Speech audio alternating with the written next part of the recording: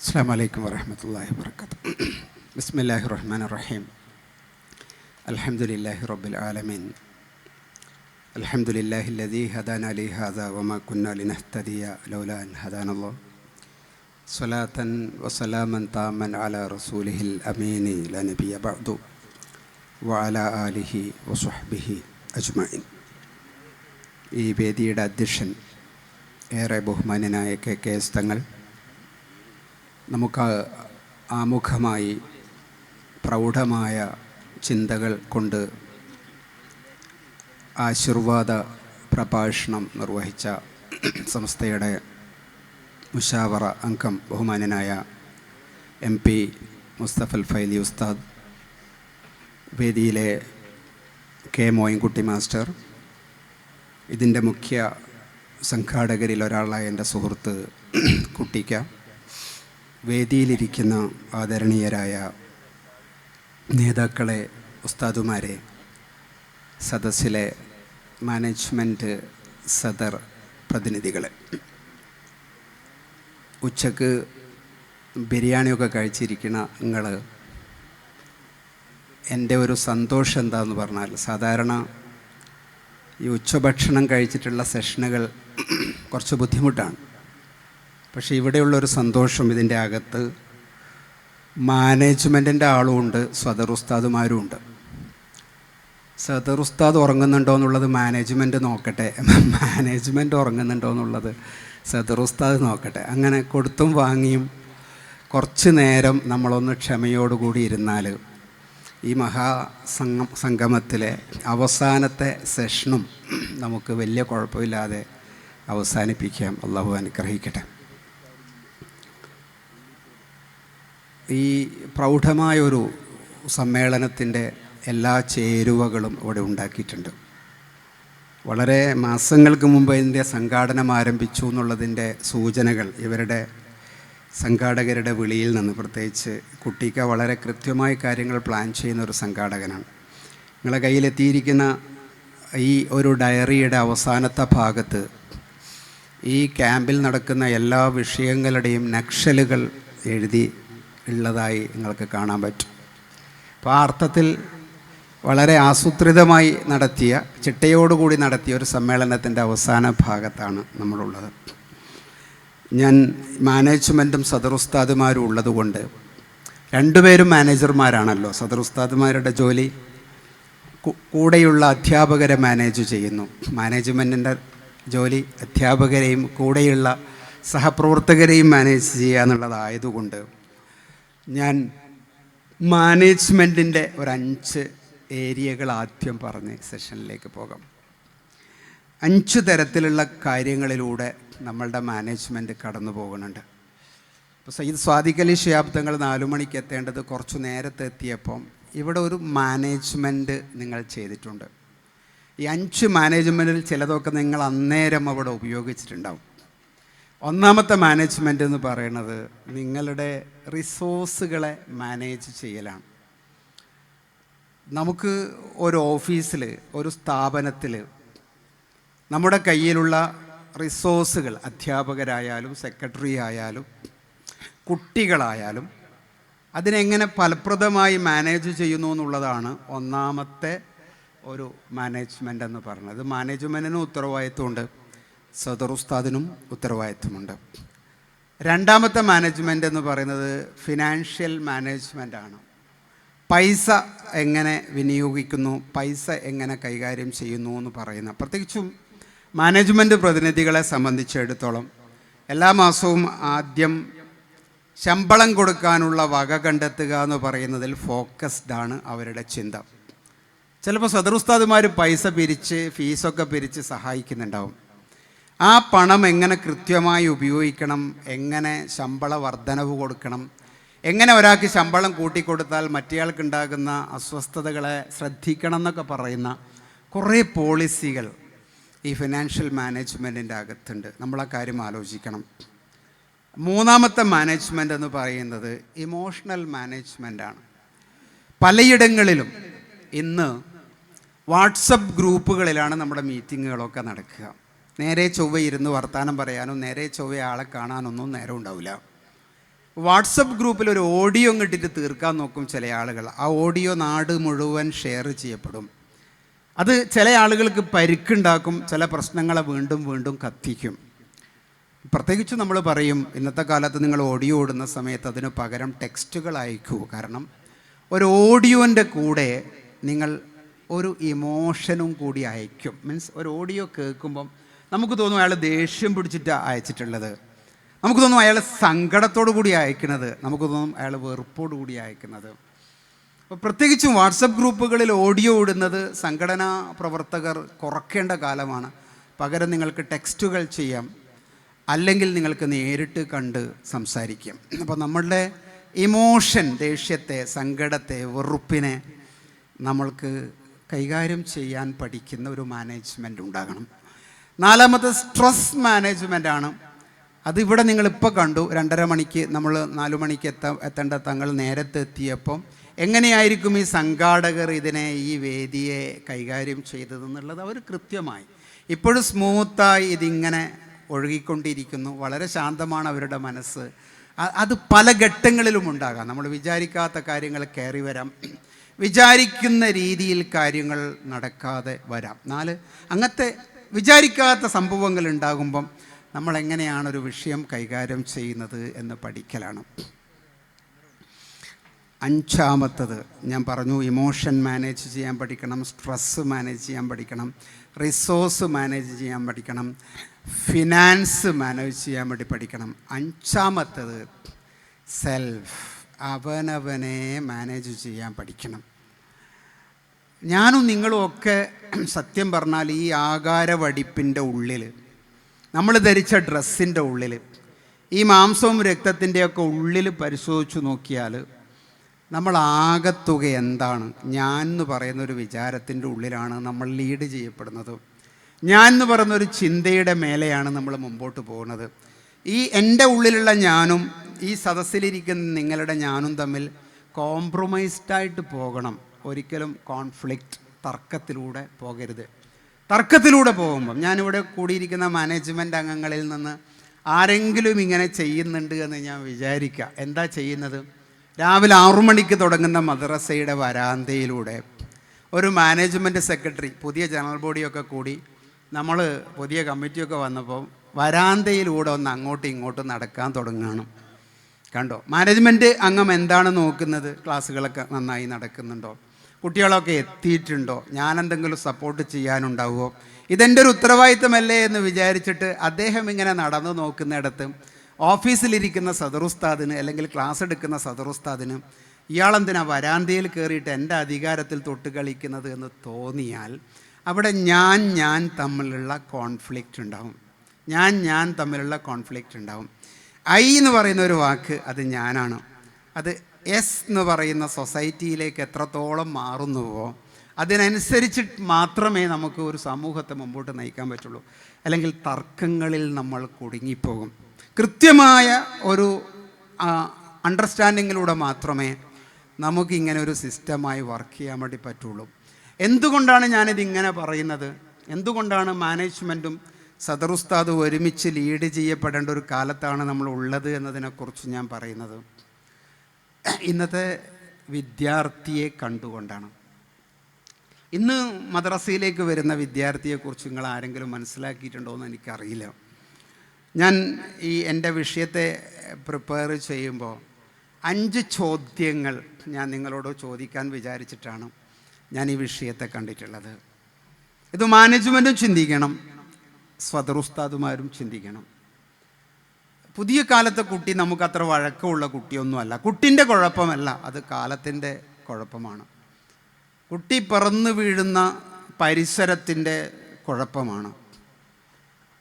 ഞാനും നിങ്ങളുമൊക്കെ ഈ ഗാഡ്ജറ്റുകളുടെ, സോഷ്യൽ മീഡിയയുടെ എമിഗ്രൻസാണ്. എമിഗ്രൻസ് ഞാൻ ഇന്നലെ എവിടെയോ അത് പറഞ്ഞു. ഹിജ്റ ചെന്നിട്ട് എത്തിയവരാണ്. നമ്മൾ കഷ്ടപ്പെട്ട് ബുദ്ധിമുട്ടിയിട്ടാണ് ഒരു മൊബൈൽ ഉപയോഗിക്കാൻ വേണ്ടി പഠിച്ചത്. ഹിജ്റ ചെന്നെത്തിയതുപോലെയാണ് നമ്മൾ അതിലേക്ക് എത്തിയത്. ഇപ്പോഴും നമ്മൾ അതിൻ്റെ അകത്ത് ഇനി എന്തെല്ലോ പഠിക്കാനിരിക്കുന്നു. എന്നാൽ പുതിയ കുട്ടി അതിൻ്റെ ഇൻമേറ്റ്സ്, അതിൽ വീണ് വളരുന്ന കുട്ടിയാണ്. വീണ് വളരുന്ന ഒരു കുട്ടിൻ്റെ തലച്ചോറ് ഇതിലേക്ക് ഹിജ്റ പോയി കഷ്ടപ്പെട്ടെത്തിയ നമ്മളുടെ ചിന്തകളും തമ്മിൽ പൊരുത്തപ്പെടില്ല. ആ കുട്ടിയെ കൃത്യമായി മനസ്സിലാക്കാൻ പറ്റിയിട്ടില്ലെങ്കിൽ നമ്മളുടെ ബിൽഡിങ്ങുകൾ, ഞാൻ കൃത്യമായി പറയുന്നു, ഒരു 5 കൊല്ലം കഴിയുമ്പോൾ നമ്മൾക്കൊരു പക്ഷേ ഇങ്ങനെയാണോ സംസാരിക്കേണ്ടി വരില്ലെന്ന് അറിയില്ല. നമ്മളുടെ ബിൽഡിങ്ങുകൾ, വലിയ ബിൽഡിങ്ങുകൾ, നമ്മൾ പൊതുവിദ്യാഭ്യാസത്തെ മദ്രസ വിദ്യാഭ്യാസവുമായി താരതമ്യം ചെയ്താൽ പൊതുവിദ്യാഭ്യാസ മേഖലയിൽ ഒരു ക്ലാസ് മുറിയിൽ ഒരു ഫാനാണെങ്കിൽ മദ്രസയിൽ മിക്കവാറും 2-4 ഫാനുകൾ കാണും. അത്ര കൃത്യമാണ് നമ്മളുടെ അറേഞ്ച്മെൻറ്റുകൾ. നമ്മളെ മാനേജ്മെൻറ്റ് അത്ര അധ്വാനിച്ചിട്ട് ഓരോന്ന് ചെയ്തുകൊണ്ടിരിക്കുന്നു. കാസർഗോഡ് ജില്ലയിൽ നിന്നും ഒരു മാനേജ്മെൻറ്റ് പ്രതിനിധി ഒരു ദിവസം എന്നെ വിളിച്ചിട്ട് എന്നോട് പറഞ്ഞു, 8 ക്ലാസ് മുറികൾ സ്മാർട്ടാക്കാൻ വേണ്ടി തീരുമാനിക്കുന്നു. 8 എണ്ണം. അതിൽ ഒരു ക്ലാസ് മുറി സ്മാർട്ടാക്കാൻ വേണ്ടി 3-4 ലക്ഷം ഉറുപ്പിക ചിലവാക്കാൻ മാനേജ്മെൻറ്റ് തയ്യാറാണ്. എന്തൊക്കെയാണ് വേണ്ടത്? അപ്പം ഞാൻ ചോദിച്ച ഒരൊറ്റ ചോദ്യമുണ്ട്. 8 ക്ലാസ് മുറി സ്മാർട്ടാക്കിയാൽ 4 എണ്ണമെങ്കിലും ഓപ്പറേറ്റ് ചെയ്യാൻ പറ്റുന്ന ഉസ്താദ് ഉണ്ടോ എന്നുള്ളതാണ് നിങ്ങൾ ആദ്യം നോക്കേണ്ടത്. അല്ലെങ്കിൽ ബിൽഡിങ് വേറെയായി നിൽക്കും, ടെക്നോളജി വേറെയായി നിൽക്കും, കുട്ടി വേറെ വഴിക്ക് പോകും, അധ്യാപകരുടെ വഴിക്ക് തന്നെ പോകും. അപ്പം 5 ചോദ്യങ്ങളിലെ എൻ്റെ ഒന്നാമത്തെ ചോദ്യം, മദ്രസയിലേക്ക് വരുന്ന കുഞ്ഞ് സന്തോഷത്തോടെയാണോ വരുന്നത് അല്ലേ എന്നുള്ളത് നിങ്ങൾ ആരെങ്കിലും ആലോചിച്ച് നോക്കിയിട്ടുണ്ടോ? രാവിലെ എണീറ്റ് 6 മണിക്ക് വരുന്ന കുട്ടി, 6 മണിൻ്റെ ഒരു ബാച്ച് പോയാൽ 7:30 വന്നെത്തുന്ന കുട്ടി, ആ കുട്ടി ഹാപ്പി ആയിട്ടാണോ നിങ്ങളെ വിദ്യാലയത്തിലേക്ക് വരുന്നത് അല്ലേ? എന്തുകൊണ്ടാണ് അവൻ സന്തോഷവാനാവാത്തത് എന്ന ചോദ്യത്തിൻ്റെ ഉത്തരം എന്താണ്? എല്ലാ കുട്ടികൾക്കും ടെക്സ്റ്റ് നോട്ട് വായിച്ച് പഠിച്ച് മനപ്പാടാക്കി പരീക്ഷ എഴുതുക എന്ന് പറയുന്ന പരിപാടിയൊന്നും ഇഷ്ടമല്ല. അതിന് പറ്റുന്ന കുട്ടികളുടെ എണ്ണം കുറഞ്ഞു വരികയാണ്. നിങ്ങളുടെ മദ്രസയിൽ കൂടുതലുമുള്ളത് ഇടതുപക്ഷക്കാരാണോ വലതുപക്ഷക്കാരാണോ എന്നോ ഞാൻ ഈ വേദിയിൽ ഒരു ചോദ്യം ചോദിച്ചാൽ ഈ സ്റ്റേജും സദസ്സും ആകെ മൂക്കത്ത് വരലൊക്കെ ഇയാൾ പൊളിറ്റിക്സ് ചോദിക്കുകയാണോ? ഞാൻ ചോദിക്കും, നിങ്ങളെ മദ്രസയിൽ വരുന്ന കുട്ടികൾ ഭൂരിപക്ഷവും ഏത് വിഭാഗത്തിൽ? ഞാൻ ചോദിക്കുന്നത് ബ്രെയിനിൻ്റെ, തലച്ചോറിൻ്റെ പക്ഷമാണ്. അതിൽ ഇടതുപക്ഷക്കാരുമുണ്ട് വലതുപക്ഷക്കാരുമുണ്ട്. ഇടതുപക്ഷക്കാരായ കുട്ടി ഉസ്താദുമാരുടെ മുന്നിൽ വന്നാൽ നിങ്ങൾ നോട്ട് എഴുതിയിനോ എന്ന് ചോദിച്ചാൽ നേരെ കൊണ്ടുവന്നു മാർജിൻ വരച്ച, നമ്പറിട്ട, ചോപ്പ് മഷിൻ്റെ അടുത്ത് ചോപ്പ് മഷി അടയാളപ്പെടുത്തിയ പുസ്തകം അട്ടിയട്ടിയായി നിങ്ങളെ മേശപ്പുറത്ത് വയ്ക്കും. എന്നാൽ വലതുപക്ഷക്കാരനുണ്ട്, അവൻ നേരെ എണീറ്റിട്ട് എല്ലാവരെയും ഒന്ന് നോക്കിയിട്ട് ഉസ്താദിനോട് പറയും, ഇന്നലെ വീട്ടിൽ കറണ്ട് ഉണ്ടായിട്ടില്ല, മിഞ്ഞാന്ന് സൽക്കാരായിരുന്നു, ഞാൻ എഴുതി നാളെ ഏൽപ്പിച്ചാൽ പോരെ എന്ന് ചോദിക്കുന്ന കൃത്യമായ ആത്മവിശ്വാസം കാണിക്കുന്ന ഒരു കുട്ടി. ഈ വലതുപക്ഷക്കാരൻ വീട്ടിലേക്ക് പോയാൽ അവൻ ഷൂ വലിച്ചെറിയും, പുസ്തകം വേറൊരു വഴിക്കെറിയും. അവൻ പരീക്ഷയ്ക്ക് വേണ്ടിയിട്ട് അങ്ങനെ ഒരുങ്ങുകയൊന്നും ചെയ്യില്ല. പരീക്ഷ ഹാളിൽ വന്നിട്ട് തിരിഞ്ഞും മറിഞ്ഞും നോക്കിയിട്ട് അവൻ എങ്ങനെയെങ്കിലുമൊക്കെ ജയിച്ചിട്ടങ്ങ് പോകും. എന്നാൽ ഈ ഇടതുപക്ഷക്കാർ ആയ ബുദ്ധിയാണ് ഞാൻ പറയുന്നത്. നിങ്ങൾ അതിനെ കോട്ട് ചെയ്ത് ഇത് മാത്രം കഷ്ണം എടുത്തിട്ട് ചിലപ്പോൾ എന്തെങ്കിലുമൊക്കെ യൂട്യൂബിലൊക്കെ പണിയെടുത്താൽ ഞാൻ കുടുങ്ങും. ഞാൻ പറയുന്നത് ബുദ്ധിയുടെ ഇടതുപക്ഷത്തിൽ പെടുന്ന കുട്ടി എല്ലാം കൃത്യമാണ്, ടെക്സ്റ്റുവലാണ്, കണ്ടൻറ് ഓറിയൻറ്റഡാണ്. നിസ്കാരത്തിൻ്റെ ഫർളുകൾ ഇത്ര പഠിപ്പിച്ചാൽ കൃത്യമാണ് അവൻ്റെ കാര്യം. മറ്റവൻ്റെ കാര്യം അങ്ങനെയൊന്നുമല്ല, എങ്ങനെയെങ്കിലുമൊക്കെ അങ്ങ് രക്ഷപ്പെട്ടു. ഞാനൊരു കുട്ടിയോട് സംസാരിക്കുകയായിരുന്നു, 18 വയസ്സുള്ള കുട്ടി. കുട്ടീൻ്റെ വാപ്പയും അടുത്തുണ്ട്. അപ്പോൾ വാപ്പക്കാകെ ടെൻഷനാണ്, ഇവൻ മിക്കവാറും പഠിച്ചങ്ങ് കയറില്ല. അപ്പോൾ ഈ കുട്ടി വാപ്പാനെ പുറത്തിരുത്താൻ പറഞ്ഞിട്ട് എന്നോട് സംസാരിച്ച ആദ്യത്തെ വാക്ക്, അധ്യാപകർ എന്നുള്ള നിലക്കും മാനേജ്മെൻറ്റ് അങ്ങക്കും സന്തോഷം തരുന്നൊരു വാക്കാണ്, അല്ല സങ്കടം തരുന്ന വാക്കാണ്.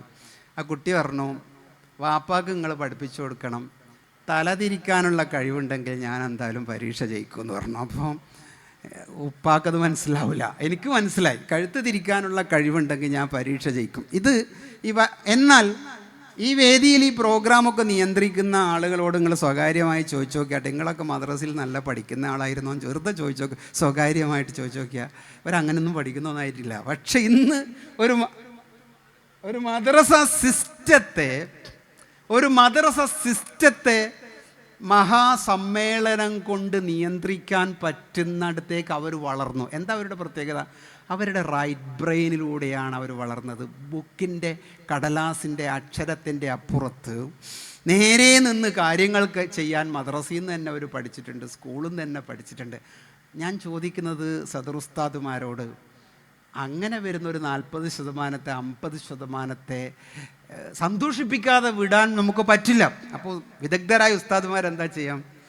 വിദഗ്ധരായ ഉസ്താദുമാർ അങ്ങനെയുള്ളതിനെ നോക്കിയിട്ട് ലീഡറാക്കും, ചായ കൊണ്ടുവരിപ്പിക്കും, സുഖമില്ലാത്തതിനെ വീട്ടിൽ കൊണ്ടാക്കും, കുറച്ചൊക്കെ പഠിപ്പിക്കും, കുറച്ച് ലേറ്റായാലും ഒന്ന് കണ്ണടക്കും, ഇടയ്ക്കൊക്കെ ഒന്ന് വർത്താനം പറയും, ഒരടി കൊടുത്ത് പോയാലൊന്ന് ചേർത്ത് പിടിക്കും, ഗ്രൂപ്പിൻ്റെയൊക്കെ കൂട്ടത്തിൽ നിർത്തിയിട്ട് ഞാനതാ പറയണത്.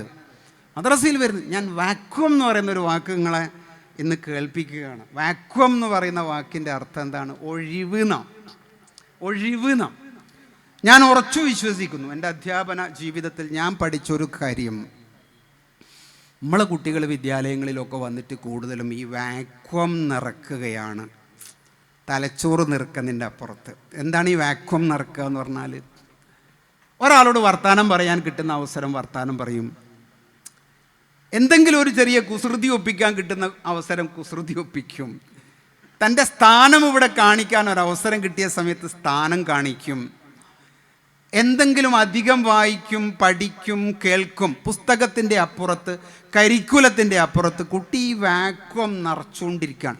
ഏറ്റവും നന്നായി ഈ ഒഴിവ് പാത്രം നിറക്കുന്ന കുട്ടിയാണ് ലോകത്ത് ഇന്ന് പിടിച്ചു നിൽക്കുന്നത്. മറ്റുള്ളവരെ ചിലപ്പോൾ പഠിപ്പിക്കാൻ കൊള്ളാം, എന്നാൽ ഒരു സിസ്റ്റം ഉണ്ടാക്കുന്നതിന് ഈ വാക്വം നിറക്കുന്ന കുട്ടി, അത് മുസ്ലിം സമുദായത്തിലെ കുട്ടികളെ നിങ്ങൾ മര്യാദക്ക് പരിശോധിച്ച് നോക്കിയാൽ ഈ മാനേജ്മെൻറ്റ് പവറുള്ള കുട്ടികൾ നമ്മളെ കൂട്ടത്തിൽ വളരെ കൂടുതലാണ്. ആ കുട്ടികളെയാണ് നിങ്ങൾ കാണേണ്ടത്. ആ കുട്ടികളെ നിങ്ങൾ വെറുതെ വിടരുത്. അവരെ തല്ലുകൊണ്ട് ബുക്ക് പഠിക്കുന്നില്ല എന്ന് പറഞ്ഞിട്ട് വഷളാക്കി കൊണ്ടുവന്നാൽ നമ്മളെടുത്തുന്നെങ്കിലും രക്ഷ കിട്ടാതെ അവൻ ബുദ്ധിമുട്ടും. അതുകൊണ്ടാണ് എൻ്റെ ഒന്നാമത്തെ ചോദ്യം, മദ്രസയിലേക്ക് വരുന്ന എല്ലാ കുട്ടികളും സന്തോഷത്തോടു കൂടിയാണ് വരുന്നത്. റോളുള്ള കുട്ടി, അംഗീകാരമുള്ള കുട്ടി, പ്ലേസ് ഉള്ള കുട്ടി, പൊസിഷനുള്ള കുട്ടി, റാങ്ക് വാങ്ങുന്ന കുട്ടി, പരീക്ഷയിൽ ജയിക്കുന്ന കുട്ടി, ഇങ്ങനെ എല്ലാ കുട്ടികൾക്കും എന്തെങ്കിലും കൊടുക്കാൻ മാത്രം 1.5 മണിക്കൂർ പഠിപ്പിച്ചാലും കൊടുക്കാൻ മാത്രം നമ്മുടെ മദ്രസയുടെ അകത്ത് എന്തെങ്കിലുമൊക്കെ സാഹചര്യങ്ങൾ മാനേജ്മെൻറ്റും സദർ ഉസ്താദുമാരും കൂടി ആലോചിച്ച് ഉണ്ടാക്കണം. ചില ആളുകൾക്ക് ആ ഉസ്താദിനെ കണ്ടിട്ടില്ലെങ്കിൽ, ഞാൻ എൻ്റെ ഒരു ചെറിയ മോള് കഴിഞ്ഞ ദിവസം മദ്രസ ഇല്ല എന്ന് വിവരം കിട്ടി, കളക്ടറുടെ ഒരു പ്രഖ്യാപനം. കുട്ടി പറഞ്ഞു, അയ്യോ സങ്കടമാണ്, മദ്രസയിൽ എങ്ങനെയെങ്കിലും പോണേനും സ്കൂളില്ലെങ്കിലും സാരമില്ല എന്ന് പറയും. ഇത് ഞാൻ പൊതുമേഖലയിൽ വ്യാഖ്യാനമായിട്ട് പറയല്ല, ചില സമയത്ത് തിരിച്ചും പറയും. അപ്പോൾ ആ 1.5 മണിക്കൂർ സമയത്ത് ആ കുട്ടിൻ്റെ സുഹൃത്തിനോട് സംസാരിക്കുന്നതും സുഹൃത്തുമായി ഇടപഴകുന്നതൊക്കെ ഞാനീ പറഞ്ഞ വാക്വമാണ്. അപ്പോൾ ഉസ്താദുമാർ പുതിയ കാലത്തെ കുട്ടിയെ കൈകാര്യം ചെയ്യുന്നിടത്ത് കുട്ടിക്ക് അങ്ങനെ ഒരു സന്തോഷം കിട്ടുന്ന ഇടത്തിലേക്കാണ് എൻ്റെ കുട്ടി വരുന്നത് എന്ന് ഉറപ്പിക്കണം. അതിന് പല രീതിയിലും നമുക്ക് സാധിക്കും, ചില പരിഗണനകളൊക്കെ കൊടുക്കുമ്പോൾ സാധിക്കും. പഠിപ്പിക്കുന്നതിൻ്റെ അപ്പുറത്ത് പ്രേരിപ്പിക്കുന്ന ഉസ്താദുമാർ, ഇടയ്ക്കിടയ്ക്കൊക്കെ പ്രേരിപ്പിക്കുന്ന ഉസ്താദുമാർ വിദ്യാലയത്തിൻ്റെ അകത്തുണ്ടാകണം. ഇതിന് നേരെ കണക്ട് ചെയ്തിട്ട് ഞാൻ അടുത്തൊരു കാര്യം, രണ്ടാമത്തെ ചോദ്യം ചോദിക്കുന്നു. നമ്മുടെ മദ്രസ പരിസരങ്ങൾ ഇത്തരം സന്തോഷത്തോടു കൂടി വന്നു പോകാൻ പറ്റുന്ന പരിസരമാണോ ഉള്ളത് എന്നുള്ളതാണ്. അത് വലിയൊരു കാര്യമാണ്. ഈ വെസ്റ്റ് മദ്രസ മാനേജ്മെൻറ്റിനെ എനിക്ക് നേരത്തെ അറിയാം. ധാരാളം പ്രോജക്റ്റുകളിൽ തങ്ങളുടെ കൂടെയും കുട്ടിക്കയുടെ കൂടെയൊക്കെ ഞാൻ ഇരുന്നിട്ടുണ്ട്. ഒരു ദിവസം ഞാൻ പരപ്പനങ്ങാടി വണ്ടി ഇറങ്ങി പാണക്കാടേക്ക് പോകുന്നതിൻ്റെ ഇടയിൽ ഇവരാരോ വണ്ടിയിൽ, തങ്ങളായിരുന്നു, ഇരുന്നിട്ട് നമ്മളൊരു പ്രോജക്റ്റ് ഡിസ്കസ് ചെയ്ത് തോർക്കുന്നുണ്ട്. അപ്പോൾ അങ്ങനത്തതിനൊക്കെ ഞാൻ ഉറപ്പിച്ച് പറയുന്നത്, ഡിജിറ്റൽ ലോകത്തെ കുട്ടിയെ സ്വീകരിക്കാൻ നിങ്ങൾക്ക് പറ്റുമെങ്കിൽ മദ്രസകളെ ഒന്ന് ഗ്രീൻ ആൻഡ് ക്ലീനാക്കി വെക്കാൻ നിങ്ങൾ എന്തെങ്കിലുമൊക്കെ പരിപാടി ആസൂത്രണം ചെയ്യണം. പലപ്പോഴും മദ്രസയുടെ പരിസരത്തേക്ക് പോകുമ്പോൾ, ഇന്നലെ രാത്രി സ്വലാത്ത് മജ്ലിസ് നടന്നിട്ടുണ്ടെങ്കിൽ അതിൻ്റെ പ്ലാസ്റ്റിക് വേസ്റ്റോ സാധനങ്ങളോ എന്തുകൊണ്ട് അതൊക്കെ കൃത്യമായി മാനേജ് ചെയ്യുന്നൊരു സിസ്റ്റം നമുക്ക് ഉണ്ടാക്കാൻ പറ്റില്ല? എല്ലായിടത്തും ഉണ്ട് എന്നല്ല ഞാൻ പറയണത്. നമ്മളെ കുട്ടി കടന്നു വരുന്ന ഇടം കുറച്ച് പച്ചപ്പുള്ള, നല്ല ഗാർഡനുള്ള, ഒരു ജലധാരയുള്ള, കുട്ടികൾക്ക് ഇരുന്ന് പഠിക്കാവുന്ന, അള്ളാഹുവിനെ കുറിച്ച് പഠിക്കുമ്പം ക്ലാസ്സിൻ്റെ പുറത്തു വന്ന് ഔട്ട്ഡോറിലിരുന്ന് പഠിക്കാവുന്ന സ്പേസ് എന്ന് പറയുന്ന വാക്ക് വളരെ പ്രധാനപ്പെട്ട ഒരു വാക്കാണ്. സ്പേസിന് ബ്രെയിനുമായി ബന്ധമുണ്ട്. വലിയ വിശാലതയുള്ളിടത്ത് ഇരിക്കുമ്പോൾ നമുക്കൊരു സന്തോഷം തോന്നില്ലേ? വിശാലതയിൽ ഇരിക്കുമ്പോൾ നമ്മുടെ ഉള്ളിൽ എന്തോ ഒരു തെളിച്ചം തോന്നൂലേ? നമ്മുടെ 1-ാം ക്ലാസ്സിനാണോ 10-ാം ക്ലാസ്സിനാണോ വലിപ്പം കൂടുതലുള്ളതെന്ന് ചോദിച്ചാൽ പലപ്പോഴും 10-ാം ക്ലാസ് നമ്മൾ ഉഷാറാക്കും, +2 ക്ലാസ് ഉഷാറാക്കും. 1-ാം ക്ലാസ് ഇടുങ്ങിയ മുറികൾക്കുള്ളിൽ ഇപ്പോഴും ഉണ്ടാകും. ചെറിയ മക്കളെ സംബന്ധിച്ചിടത്തോളം വിശാലമായ ക്ലാസ് മുറികൾ വേണം. ചെറിയ കുട്ടിയൊക്കെ നിങ്ങൾ അങ്ങനെയാണ് ചെയ്യേണ്ടത്. അപ്പോൾ അതിന് അറ്റാച്ച്ഡ് ആയിട്ടൊരു കുഞ്ഞു ഗാർഡൻ ഉണ്ടാവുക, കുട്ടികളുടെ കാല് നിലത്ത് തട്ടുന്ന രീതിയിൽ ഇരിക്കാനുള്ള സൗകര്യങ്ങൾ ഉണ്ടാവുക, ഈ കസേരൻ്റെയും ടേബിളിൻ്റെയൊക്കെ ഇടയിൽ സ്പേസ് ഉണ്ടാവുക, ഫ്രീ എയർ ഉണ്ടാവുക, കുട്ടികളുടെ വേസ്റ്റുകളൊക്കെ ഇടാനുള്ള ബിന്നുകൾ ഉണ്ടാവുക, ക്ലാസ് മുറിയുടെ അകത്ത് ഉപയോഗിക്കുന്ന കളറുകൾ കടുത്ത നീല, കടുത്ത വയലറ്റ്, ബ്ലാക്ക് കളറുകൾ ഉപയോഗിക്കാതിരിക്കുക, ലൈറ്റ് കളറുകൾ കഴിയുന്നത് ഉപയോഗിക്കുക. ഇത്തരം കാര്യങ്ങളൊക്കെ ബ്രെയിനും പഠനവുമായി ബന്ധമുള്ള കാര്യമാണ്. അതാണ് ഞാൻ പറഞ്ഞത്, പഠനത്തിൻ്റെ പരിസരം നമുക്ക് നന്നായി വരണം. ഇടയ്ക്കൊക്കെ ഒരു 10 മിനിറ്റ് കുട്ടികളെ പുറത്തേക്ക് ഇറക്കാനൊക്കെ ഉള്ള എന്തെങ്കിലും ഒരു സ്പേസ്. എന്നെ എന്ത് ചെയ്യുമെന്ന് പറഞ്ഞാൽ എല്ലായിടത്തും പെട്ടെന്ന് പോയിട്ട് ഇൻ്റർലോക്ക് അങ്ങ് ഇട്ടിട്ട് ഒരു മഴ പെയ്യുമ്പം വഴുതി പോകുന്ന രീതിയിലുള്ള മുറ്റമൊക്കെ ഉണ്ടാക്കി വെച്ചിട്ടുണ്ട് അവർ മദ്രസയുടെ അകത്ത്. കുട്ടികൾ പേടിച്ചിട്ട് അങ്ങോട്ടും പോകാൻ ഇങ്ങോട്ടും. ഞാൻ പറഞ്ഞു, എന്ത് ചെയ്യുമ്പോഴും വെറുതെ കോപ്പി അടിക്കുന്നതിന് പകരം എന്ത് ചെയ്യുമ്പോഴും നമ്മളതൊന്ന് ആലോചിക്കുക. ഇതുകൊണ്ട് കാര്യമുണ്ടോ, ഇതിന് അപ്പുറത്ത് വേറെ എന്തെങ്കിലും ചെയ്യാനുണ്ടോ, ഇതിൻ്റെ വേറെ ഏതെങ്കിലും പതിപ്പുകൾ നമ്മൾക്ക് കിട്ടാനുണ്ടോ എന്ന് ആലോചിക്കുമ്പം നമ്മളെ മദ്രസ പരിസരം ഒന്നുകൂടി എപ്പോഴും ഒരു വിദ്യാലയ പരിസരത്തിന് ഒരു ഉദ്യാനത്തിൻ്റെ ഒരു ഭാവം ഉണ്ടാകണം. എന്നാൽ മാത്രമേ കുട്ടിക്ക് വരാനും പോകാനും ഞാൻ നേരത്തെ പറഞ്ഞ വാക്വം നിറക്കാനും ഫുള്ളും പഠിക്കാൻ പറ്റില്ല കുട്ടികൾ. നമ്മുടെ കരിക്കുലം നമ്മൾ ഉണ്ടാക്കുന്ന സിലബസൊക്കെ പഠിക്കാൻ ബുദ്ധിയുള്ള ഒരു കുട്ടിയെ സംബന്ധിച്ചിടത്തോളം ചെറിയ സമയമേ വേണ്ടുള്ളൂ. പിന്നെ എന്തിനാണ് ഈ കരിക്കുലത്തിൻ്റെ അകത്ത് ഇങ്ങനെ ഒരു പുസ്തകം ഉണ്ടാക്കുമ്പോൾ ആ പാഠം ഇത്ര 8 പീരീഡ് കൊണ്ട് പഠിപ്പിക്കണം, 4 പീരീഡ് കൊണ്ട് പഠിപ്പിക്കണം എന്നൊക്കെ നമ്മൾ നിഷ്കർഷിക്കുന്നത്? ഞാൻ നേരത്തെ പറഞ്ഞ റൈറ്റ് ബ്രെയിൻ ആയിട്ടുള്ള കുട്ടികൾ, പിന്നോക്കത്തിൽ നിൽക്കുന്ന കുട്ടികൾ, വൈകല്യങ്ങളുള്ള കുട്ടികൾ, അവരെയും കൂടി പരിഗണിക്കണം. അവരെ ചിലപ്പോൾ പുറത്തിറക്കി കൊണ്ടുപോയിട്ട് പഠിപ്പിക്കാനുണ്ടാവും.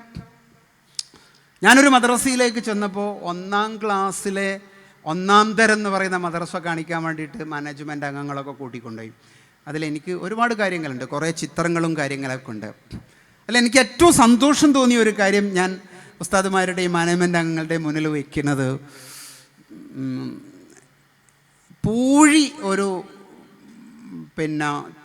ചെറിയ ഒരു ഭാഗത്ത് പൂഴി നിറച്ചിട്ട്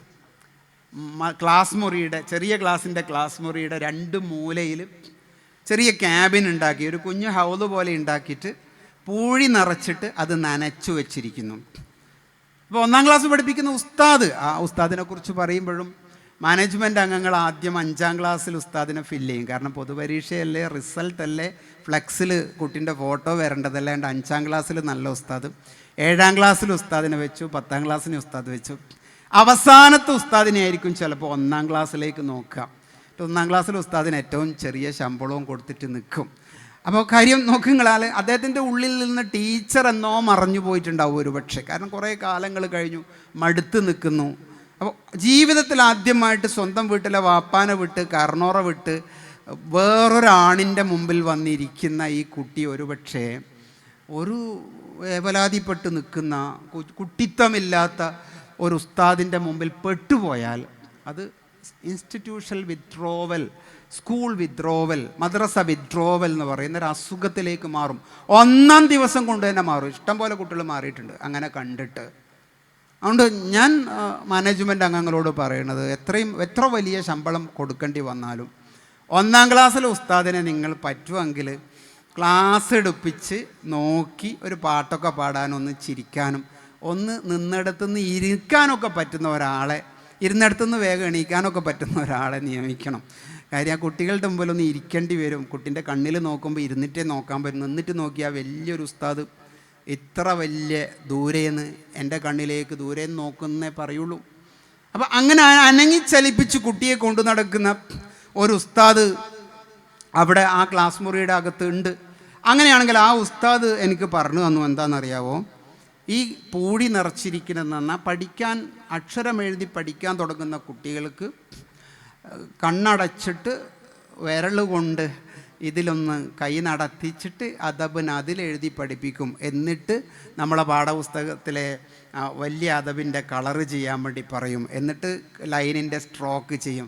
എന്നിട്ട് അക്ഷരം. എനിക്ക് വലിയ സന്തോഷം തോന്നി. കാര്യം നമ്മൾ എന്തക്ഷരം പഠിപ്പിക്കുമ്പോഴും ഞങ്ങൾ മദ്രസ പാഠപുസ്തകത്തിൻ്റെ നിർമ്മാണ മേഖലയിലൊക്കെ ഉള്ള മുഹമ്മദ് മർഷിദിൻ്റെ അകത്തുണ്ട്. എന്ത് അക്ഷരം പഠിപ്പിക്കും നിങ്ങൾ ആലോചിക്കുക, ആ അക്ഷരം ചിത്രമായിട്ടാണ് കുട്ടിയുടെ മുന്നിൽ നിൽക്കുന്നത്. അദബെന്ന് കുട്ടിക്ക് പറയുമ്പോൾ അദബിൻ്റെ ആശയമൊന്നും കുട്ടീൻ്റെ മനസ്സിലില്ലല്ലോ. അത് കുട്ടിൻ്റെ മുന്നിൽ ഒരു ചിത്രമായിട്ടാണ് നിൽക്കുക. ആ അലിഫ് കുത്തനെ നിൽക്കുന്നത് ഒരു ചിത്രമാണ്, ദാലൊരു ചിത്രമാണ്, ബ ഒരു ചിത്രമാണ്. ആ ചിത്രത്തെ കുട്ടി കേട്ടും കണ്ടും തൊട്ടും കുട്ടി തൻ്റെ തലച്ചോറിൽ വീണ്ടും ഒരു ചിത്രമാക്കി മാറ്റുകയാണ്. ആ ചിത്രമാണ് കുട്ടി പുറത്തേക്ക് വിടുന്നത്. അപ്പോൾ അതിന് വേണ്ടിയിട്ടാണ് ഈ മദ്രസ മാനേജ്മെൻ്റ് 1-ാം ക്ലാസ്സിലെ നല്ല ക്ലാസ് മുറി, വിശാലമായ ക്ലാസ് മുറി, കുട്ടിത്തമുള്ള കളറുള്ള ക്ലാസ് മുറി, കുട്ടിത്തമുള്ള ഫർണിച്ചറുകൾ, അതിൻ്റെ അകത്ത് പൂഴിയിൽ ഇങ്ങനെ എഴുതാനുള്ള സൗകര്യം. നിങ്ങൾ വെസ്റ്റ് ജില്ലയൊക്കെ എനിക്ക് തോന്നുന്നു നേരത്തെ ഏറ്റവും മികച്ച 1-ാം ക്ലാസ്സിന് അവാർഡൊക്കെ കൊടുത്ത് കഴിഞ്ഞിട്ടുണ്ടാകും. അല്ലെങ്കിൽ നിങ്ങൾ ഈ സമ്മേളനത്തോടു കൂടി ചെയ്യേണ്ട കുറേ പ്രോസസ്സുകളിലൊന്ന് ഏറ്റവും മികച്ച 1-ാം തരം ക്ലാസ് മുറിക്കും ഏറ്റവും മികച്ച സ്മാർട്ട് ക്ലാസ് മുറിക്കും നിങ്ങൾ അവാർഡ് കൊടുക്കുന്നതിലേക്ക് കേരളത്തിൽ ഏറ്റവും പുതിയ പ്രോജക്റ്റുകളായിട്ട് അത് മാറണം. മൂന്നാമത്തത് ഞാൻ പറയുന്നത്, എൻ്റെ 5 ചോദ്യങ്ങളിലൂടെയാണ് ഞാൻ കടന്നു പോകുന്നത് പറഞ്ഞത്. എൻ്റെ മൂന്നാമത്തെ ചോദ്യം, പുതിയ കാലത്തെ കുട്ടികളെ പരിഗണിക്കാൻ നിങ്ങൾക്ക് പറ്റുന്നുണ്ടോ? അത് ഞാൻ കുറച്ചുകൂടി സ്പെസിഫിക്കായി ചോദിക്കുകയാണ്. ഇപ്പം ഞാൻ ഒരു വയസ്സ് വെളുത്ത് പറയുന്നത് അത്ര നല്ലതല്ല, ഒരു 50 വയസ്സ് കഴിഞ്ഞ ഒരാളാണ്. പക്ഷേ എനിക്ക് ഉള്ള 3 മക്കളും 3 റേഞ്ചിലാണ്. എൻ്റെ 12 വയസ്സുള്ള ഒരു മോൾ എന്നോട് ഒരു ദിവസം ഒരു സംഭാഷണത്തിൽ എന്നോട് പറഞ്ഞു, വാപ്പ ഞാനൊക്കെ ആൽഫ ജനറേഷനിലുള്ള ആളാണ്, വാപ്പ നിൽക്കുന്നത് എക്സ് ജനറേഷനിലാണ് പറഞ്ഞു. അപ്പോൾ അന്നേരമാണ് ഇതിൻ്റെ പ്രശ്നം ഞാൻ ആലോചിക്കുന്നത്. ഇപ്പോൾ കുട്ടി വെങ്ങേനെ എന്നോട് പഠിപ്പിക്കുന്നത് 1971-ലും 86-ൻ്റെയും ഇടയിൽ ജനിച്ച എക്സ് ജനറേഷനിൽ വരുന്ന നിങ്ങൾ 2010 ശേഷം ജനിച്ച് 25 വരെയുള്ള ആൽഫ ജനറേഷനിൽ വരുന്ന എന്നോട് വർത്തമാനം പറയുമ്പോൾ കുറച്ച് ശ്രദ്ധിക്കണം എന്നാണ് ആ കുട്ടി പറയുന്നത്. കാരണം ആ കുട്ടിൻ്റെ ടേസ്റ്റ്, കുട്ടിൻ്റെ ചിന്ത, കുട്ടിൻ്റെ ആലോചനകൾ വേറെയാണ്. നിങ്ങൾ ആലോചിച്ച് നോക്കിയാട്ടെ സദർ ഉസ്താദുമാരെ, നമ്മുടെ കൂട്ടത്തിൽ വരുന്ന 2012-ൻ്റെയും 25-ൻ്റെയും ഇടയ്ക്കുള്ള കുട്ടികളാണ് കൂടുതലെങ്കിൽ 10-ൻ്റെയും 25-ൻ്റെയും അവർ ആൽഫ ജനറേഷൻ. പുതുതായി ജനിക്കാൻ പോകുന്ന കുട്ടികൾ ബീറ്റ ജനറേഷനിൽ വരുന്നു. കാഴ്ചപ്പാടിൽ വ്യത്യാസമുണ്ട്, ചിന്തകളിൽ വ്യത്യാസമുണ്ട്, വേഗതയിൽ വ്യത്യാസമുണ്ട്. അവരെ നിങ്ങളങ്ങനെ വരട്ടിയെടുക്കാനൊന്നും പറ്റില്ല. ഡിജിറ്റൽ അഡിക്ഷനും കൂടി ഉണ്ടല്ലോ. ഞാൻ ഈ അടുത്ത ദിവസം സങ്കടകരമായ ഒരു ഉമ്മ എന്നോട് വിളിച്ചിട്ട് പറഞ്ഞു, എൻ്റെ വീട്ടിൻ്റെ ചില്ല് മുഴുവനും തകർത്തു 9 വയസ്സുള്ള ഒരു കുട്ടി, 9-ാം ക്ലാസ് പഠിക്കുന്ന ഒരു കുട്ടി. അപ്പോൾ ഞാൻ ചോദിച്ചു, ഉറങ്ങൽ കുറവാണോ? അതെ, 2 മണിക്കേ ഉറങ്ങുള്ളൂ. 2 മണിക്കേ ഉറങ്ങുള്ളൂ. എന്താ പ്രശ്നം? കുട്ടി മൊബൈൽ അഡിക്റ്റഡാണ്. ഏത് അഡിക്ഷനും ബാധിക്കുന്നത് തലച്ചോറിനെയാണ്, പിന്നെ മനസ്സിനെയാണ്, പിന്നെ ശരീരത്തെയാണ്. അപ്പോൾ 2 മണിക്കൂർ വരെ ഉറങ്ങാത്തൊരു കുട്ടി, ഞരമ്പുകളൊക്കെ വലിഞ്ഞു മുറുകി നിൽക്കുന്ന ഒരു കുട്ടി രാവിലെ എണീറ്റിട്ട് പല്ലും തേച്ച് മുഖവും കഴുകി എങ്ങനെയോ മദ്രസയിലേക്ക് വന്നിട്ട് ഈ പാഠപുസ്തകത്തിൻ്റെ മുമ്പിൽ ഇരിക്കുമ്പോൾ ഉസ്താദിനറിയാം അവൻ്റെ കലങ്ങിയ കണ്ണ് കാണുമ്പം, കണ്ണിൻ്റെ തിളക്കക്കുറവ് കാണുമ്പം, മുഖത്ത് കാണുന്ന വരൾച്ച കാണുമ്പോൾ ഉസ്താദിനറിയാം അവൻ ഡിജിറ്റൽ അഡിക്ഷനാണ്. പഠിപ്പിക്കാൻ പറ്റുമോ? ഇല്ല. അവൻ വയലൻ്റാണ്, അവൻ്റെ ബ്രെയിൻ ലോക്കാണ്. അവൻ ഏതോ ഒരവസ്ഥയിൽ നിന്നിട്ടാണ് ഈ പാഠപുസ്തകങ്ങളുടെ മുന്നിലേക്ക് വരുന്നത്. ഉമ്മാൻ്റെ വഴക്ക്, വാപ്പാൻ്റെ വഴക്ക്, അധ്യാപകരുടെ വഴക്കൊക്കെ കിട്ടുമ്പം അവൻ്റെ ഉള്ളിൽ പിന്നെയും സ്ക്രൂ ചെയ്യുകയാണ് അവൻ്റെ ഇമോഷൻ. അവൻ്റെ ദേഷ്യം വേറൊരു ദേഷ്യത്തെ ഉൽപ്പാദിപ്പിക്കുകയാണ്. എങ്ങനെയാണ് നമുക്ക് കുട്ടികളെ പഠിപ്പിക്കാൻ പറ്റുക? അപ്പോൾ ഉസ്താദിന് പിടുത്തം കിട്ടി. എന്താ കിട്ടിയ? ഇവൻ മൊബൈൽ കൂടുതൽ ഉപയോഗിക്കുന്നുണ്ട്. ഈ ഫസ്റ്റ് എയ്ഡ് എന്ന് പറയില്ലേ നമ്മൾ, ഒരു മുറിഞ്ഞ അപ്പം വരട്ടുന്നൊരു സാധനമില്ലേ, ഒരു ഉസ്താദിന് അപ്പം ചെയ്യാവുന്ന ഫസ്റ്റ് എയ്ഡ് എന്താ? എണീറ്റ് നിന്നിട്ട്, മോനെ നീ ഒന്ന് മദ്രസൻ്റെ ചുറ്റും 4 പ്രാവശ്യം ഓടിയിട്ട് വാന്ന് പറയും. ഓടിക്കുന്നതെങ്ങാനും മാനേജ്മെൻറ്റ് 3 കുട്ടികളെ ഓടിക്കുന്ന കണ്ട സെക്രട്ടറി സദറിനെ വിളിച്ചിട്ട് പറയും, കുട്ടികളെ ഓടിക്കാൻ വരുന്നെങ്കിൽ ആകെ 1 മണിക്കൂറേ ഉള്ളൂ. അതാണ് ഞാൻ പറഞ്ഞ അണ്ടർസ്റ്റാൻഡിങ് പ്രധാനമാണ്. സൈബർ മേഖലയിലും ഡിജിറ്റൽ മേഖലയിലും വർക്ക് ചെയ്യുന്ന IT ഇലക്ട്രോണിക്സ് മേഖലയിൽ വർക്ക് ചെയ്യുന്ന ആളുകളിലെ ഗെയിം ഡെവലപ്പർ എന്നൊക്കെ പറയുന്ന മേഖലയിൽ പ്രവർത്തിക്കുന്ന ആളുകൾ 8-10 മണിക്കൂർ നേരം അവർ ഇതിൻ്റെ മുന്നിലിരിക്കുന്നുണ്ടെങ്കിൽ തീർച്ചയായും അവർ ഒരു 2 മണിക്കൂറെങ്കിലും ഫിസിക്കൽ എക്സസൈസ് ചെയ്യുന്നു. അപ്പം നമ്മളെ കഥയോ, ഉസ്താദിൻ്റെ കഥയോ, മാനേജ്മെൻറ്റിൻ്റെ കഥയോ നമ്മളെത്ര ഉപയോഗിക്കുന്നുണ്ട്? നിങ്ങളെത്ര ഉപയോഗിക്കുമ്പോഴും കുറച്ചെങ്കിലും ശരീരം കൊണ്ട് വ്യായാമം ചെയ്ത് വേർത്ത് നിങ്ങളെ ബ്രെയിൻ സെല്ലിനെ ആക്റ്റീവ് ആക്കിയിട്ടില്ലെങ്കിൽ ക്ലാസ് മുറിയിലിരിക്കുന്ന ഉസ്താദും മൊബൈൽ കൂടുതൽ ഉപയോഗിക്കുന്നയാൾ, വന്നിരിക്കുന്നയാളും മൊബൈൽ കൂടുതൽ. ഞാൻ തമാശ പറയുന്നതല്ല, ഇതൊരു ലോകമാണ്. ഈ ലോകത്ത് തിരിച്ചറിവിലൂടെ കൊണ്ടുവരാൻ നമുക്ക് പറ്റണം. അപ്പോൾ ഈ കുട്ടി നോൺ ടെക്സ്റ്റുവലാണ്. വലിയ പ്രശ്നമാണത്. കോവിഡിന് ശേഷവും കോവിഡിന് മുമ്പുള്ള കുട്ടികളെ നിങ്ങൾ കണ്ടു നോക്കിയിട്ട് ഇവിടെ ഇരിക്കുന്ന ഉസ്താദന്മാർ കൃത്യമായിട്ട് പറയും. കോവിഡിന് ശേഷം വന്ന കുട്ടികൾക്ക് റൊമേനിയ കേന്ദ്രീകരിച്ച് ഒക്കെ വിദേശത്ത് നടക്കുന്ന ഒരു പഠനത്തെക്കുറിച്ച് ഞാൻ വായിച്ചു. വെർച്വൽ ഓട്ടിസം എന്ന് പറയുന്ന ഒരു അസുഖം അവർക്ക് ഉണ്ട് എന്ന്. അത് കോവിഡിന് മുമ്പേ ഗാഡ്ജറ്റുകൾ കൂടുതൽ ഉപയോഗിച്ചത് കൊണ്ടുണ്ടായതാണ്. വിർച്വൽ ഓട്ടിസം എന്ന് പറഞ്ഞാൽ എന്താണ്? അക്ഷരങ്ങൾ കണ്ടാൽ, ഓട്ടിസം എന്ന് പറഞ്ഞാൽ തന്നെ വലിയ വൈകല്യമാണ്. അക്ഷരങ്ങൾ കണ്ടാൽ അത് കണ്ണിന് പതിയാണ്ടിരിക്കുക, അത് വായിച്ചു പോകാതിരിക്കുക. ചില കുട്ടികൾക്ക് എഴുതാൻ, ഞാനിവിടെ ഈ സദറുസ്താദുമാരോട് നിങ്ങളുടെ അടുത്ത് ഞാൻ ഒന്ന് കൈവക്കാൻ ആവശ്യപ്പെട്ടുകൊണ്ടൊരു പണി ചെയ്യാം. പരീക്ഷൻ്റെ ഉത്തരക്കടലാസ് നോക്കുമ്പോൾ നിങ്ങൾക്ക് കണ്ടിട്ടുണ്ടാവില്ല, ഇപ്പോഴത്തെ കുട്ടികൾ നമ്പർ ഇടാണ്ട് ഉത്തരം എഴുതി വെച്ച കുട്ടികളെ കണ്ടിട്ടുണ്ടോ? ഇപ്പോഴടുത്ത കാലത്ത് കണ്ടിട്ടുണ്ടോ? ഉണ്ടോ? ഇല്ല. നിങ്ങൾ പേപ്പർ നോക്കല്ലേ. രണ്ടാമത്തത് ഞാൻ ചോദിക്കുന്നത്, അറിഞ്ഞിട്ടും എഴുതി വെക്കാണ്ട് പകുതിക്കിട്ട് പോകുന്ന കുട്ടികളെ അത് കണ്ടിട്ടില്ല. എന്നൊന്ന് കൈവക്കട്ടെ. അത് കണ്ടിട്ട് കൈവക്കട്ടെ. കണ്ടോ? ഇതിൻ്റെ ലക്ഷണമാണ്. കോവിഡിന് ശേഷം വന്നൊരു കാര്യമാണ്. അറിയാം, പക്ഷേ എഴുതാൻ എനിക്ക് മനസ്സില്ല, എഴുതാൻ എനിക്ക് പറ്റുന്നില്ല. ഇവിടെ വലിയ ഒരു കേരളത്തിലെ ഏറ്റവും പ്രമുഖമായൊരു ജില്ലയുടെ ആസ്ഥാനത്ത് വന്നിട്ട് ഞാൻ അധ്യാപകരോടും മാനേജ്മെൻറ്റ് അംഗങ്ങളോടും സംസാരിക്കുമ്പം, നിങ്ങൾ മഹല്ല് ഭരിക്കുന്ന ആളുകളും ഈ കൂട്ടത്തിലുണ്ടാവുമല്ലോ, ഞാൻ നിങ്ങളോട് പറയുന്നത്, ചെയ്ത പ്രോജക്റ്റ് തന്നെ വീണ്ടും വീണ്ടും ചെയ്യുന്നതിന് പകരം, അങ്ങനെയാണ് നമ്മളൊരു അസുഖം. അതാ അപ്പുറത്തൊരു അറബി കോളേജ് തുടങ്ങി, ഇപ്പുറത്ത് അറബി കോളേജ് തുടങ്ങി, ഇപ്പുറത്ത് ഹിഫ്ദുൽ ഖുർആൻ കോളേജ് തുടങ്ങി, അപ്പുറത്ത് ഹിഫ്ദുൽ ഖുർആൻ കോളേജ് തുടങ്ങി. പണ്ട് അഫ്ദലുൽ ഉലമ കോളേജാണ് എല്ലായിടത്തും, അതിപ്പോൾ തുടങ്ങി അല്ലാണ്ട് പൂട്ടി. ഒരെണ്ണം ഞാനത് ഒരു കുഞ്ഞു തമാശ പറയാം. അയമൂക്ക എന്ന് പറയുന്ന ആളൊരു ആട്ടിൻകട തുടങ്ങി. അപ്പോൾ അയമൂക്കാൻ്റെ ആട്ടിൻകടയിൽ ആളുകൾ ആട്ടിറച്ചി വാങ്ങാൻ വേണ്ടിയിട്ട് ഇങ്ങനെ വന്നുകൊണ്ടേയിരുന്നു. കുട്ടിക്ക് അതിൻ്റെ ടൈം ലിമിറ്റ് എന്തെങ്കിലും ഉണ്ടെങ്കിൽ എഴുതി തരണേ. നിങ്ങളെ കുട്ടിക്കാന്ന് വിളിക്കുന്നതിൽ പ്രശ്നമില്ലല്ലോ? ഇല്ല, കേൾക്കാൻ സുഖമാണ്. അപ്പം അയമൂക്ക് ആട്ടിൻകട തുടങ്ങി. എല്ലാവരും ആട്ടിൻ്റെ ഇറച്ചി ഇങ്ങനെ വാങ്ങിക്കൊണ്ടേ ഇരിക്കുമ്പോൾ തൊട്ടപ്പുറത്ത് മൊയ്തീനിക്കാക്കും തോന്നി, കൊള്ളാലോ ഞാനും ഒന്ന് തുടങ്ങാമെന്ന് വിചാരിച്ചു. മൂപ്പരും തുടങ്ങി. അപ്പോൾ കച്ചവടം ഒരുവിധം അങ്ങനെ ഒപ്പിച്ച് പോകുമ്പം മഹ്മൂദക്ക് അപ്പുറത്തും തുടങ്ങി ആട്ടിൻകട. ഫലത്തിൽ 3 ആട്ടിൻകടയും പൂട്ടി. അതേസമയം ഇങ്ങനെ ഒരു ലോജിക്കായിരുന്നു ചിന്തി. അത് മാനേജ്മെൻറ്റ് പോളിസിൻ്റെ ഭാഗമാണ്. അയമൂക്ക് ആട്ടിൻകട തുടങ്ങിയാൽ പിന്നെ അടുത്ത ഓപ്ഷൻ എന്താണ്? പിന്നെ അടുത്ത ഓപ്ഷൻ എന്ന് പറയുന്നത് ആട്ടിൻ്റെ പാല് വിൽക്കുന്ന ഒരു സ്ഥാപനം അപ്പുറത്ത് തുടങ്ങാം. തൊട്ടപ്പുറത്ത് ആട്ടിൻ്റെ കാട്ടം ഉപയോഗിച്ച് വളമാക്കുന്ന ഒരു സംഭവം ഉണ്ടാകാം. തൊട്ടിപ്പുറത്ത് ആട്ടിൻ്റെ തോല്, ഇറച്ചി വേറെ ആൾ വാങ്ങിപ്പോൾ അതിൻ്റെ തോല് പ്രോസസ്സ് ചെയ്യുന്ന കുഞ്ഞു ഫാക്ടറിക്ക് സ്കോപ്പുണ്ട്. ഇങ്ങനെയാണ് ഒരു സമുദായം ചിന്തിക്കേണ്ടത്. ചെയ്തത് തന്നെ ഞാൻ പറയുന്നത് ഇങ്ങനെയാണ്. ഇപ്പം ഇനി നിങ്ങൾ ഏറ്റെടുക്കുന്ന എന്തെങ്കിലും പ്രോജക്റ്റ് അടുത്ത റമദാനിലോ അടുത്ത റബീഉൽ അവ്വലിലോ ഏറ്റെടുക്കുന്നുണ്ടെങ്കിൽ, പ്രിയപ്പെട്ടവരെ ഞാൻ പറയാം, ഒരു റേഞ്ചിൻ്റെ കീഴിലോ ഒരു ഏതാണ്ട് ഒരു 15 മിനിറ്റ് കൊണ്ടൊക്കെ എനിക്ക് അവസാനിപ്പിക്കാൻ പറ്റും.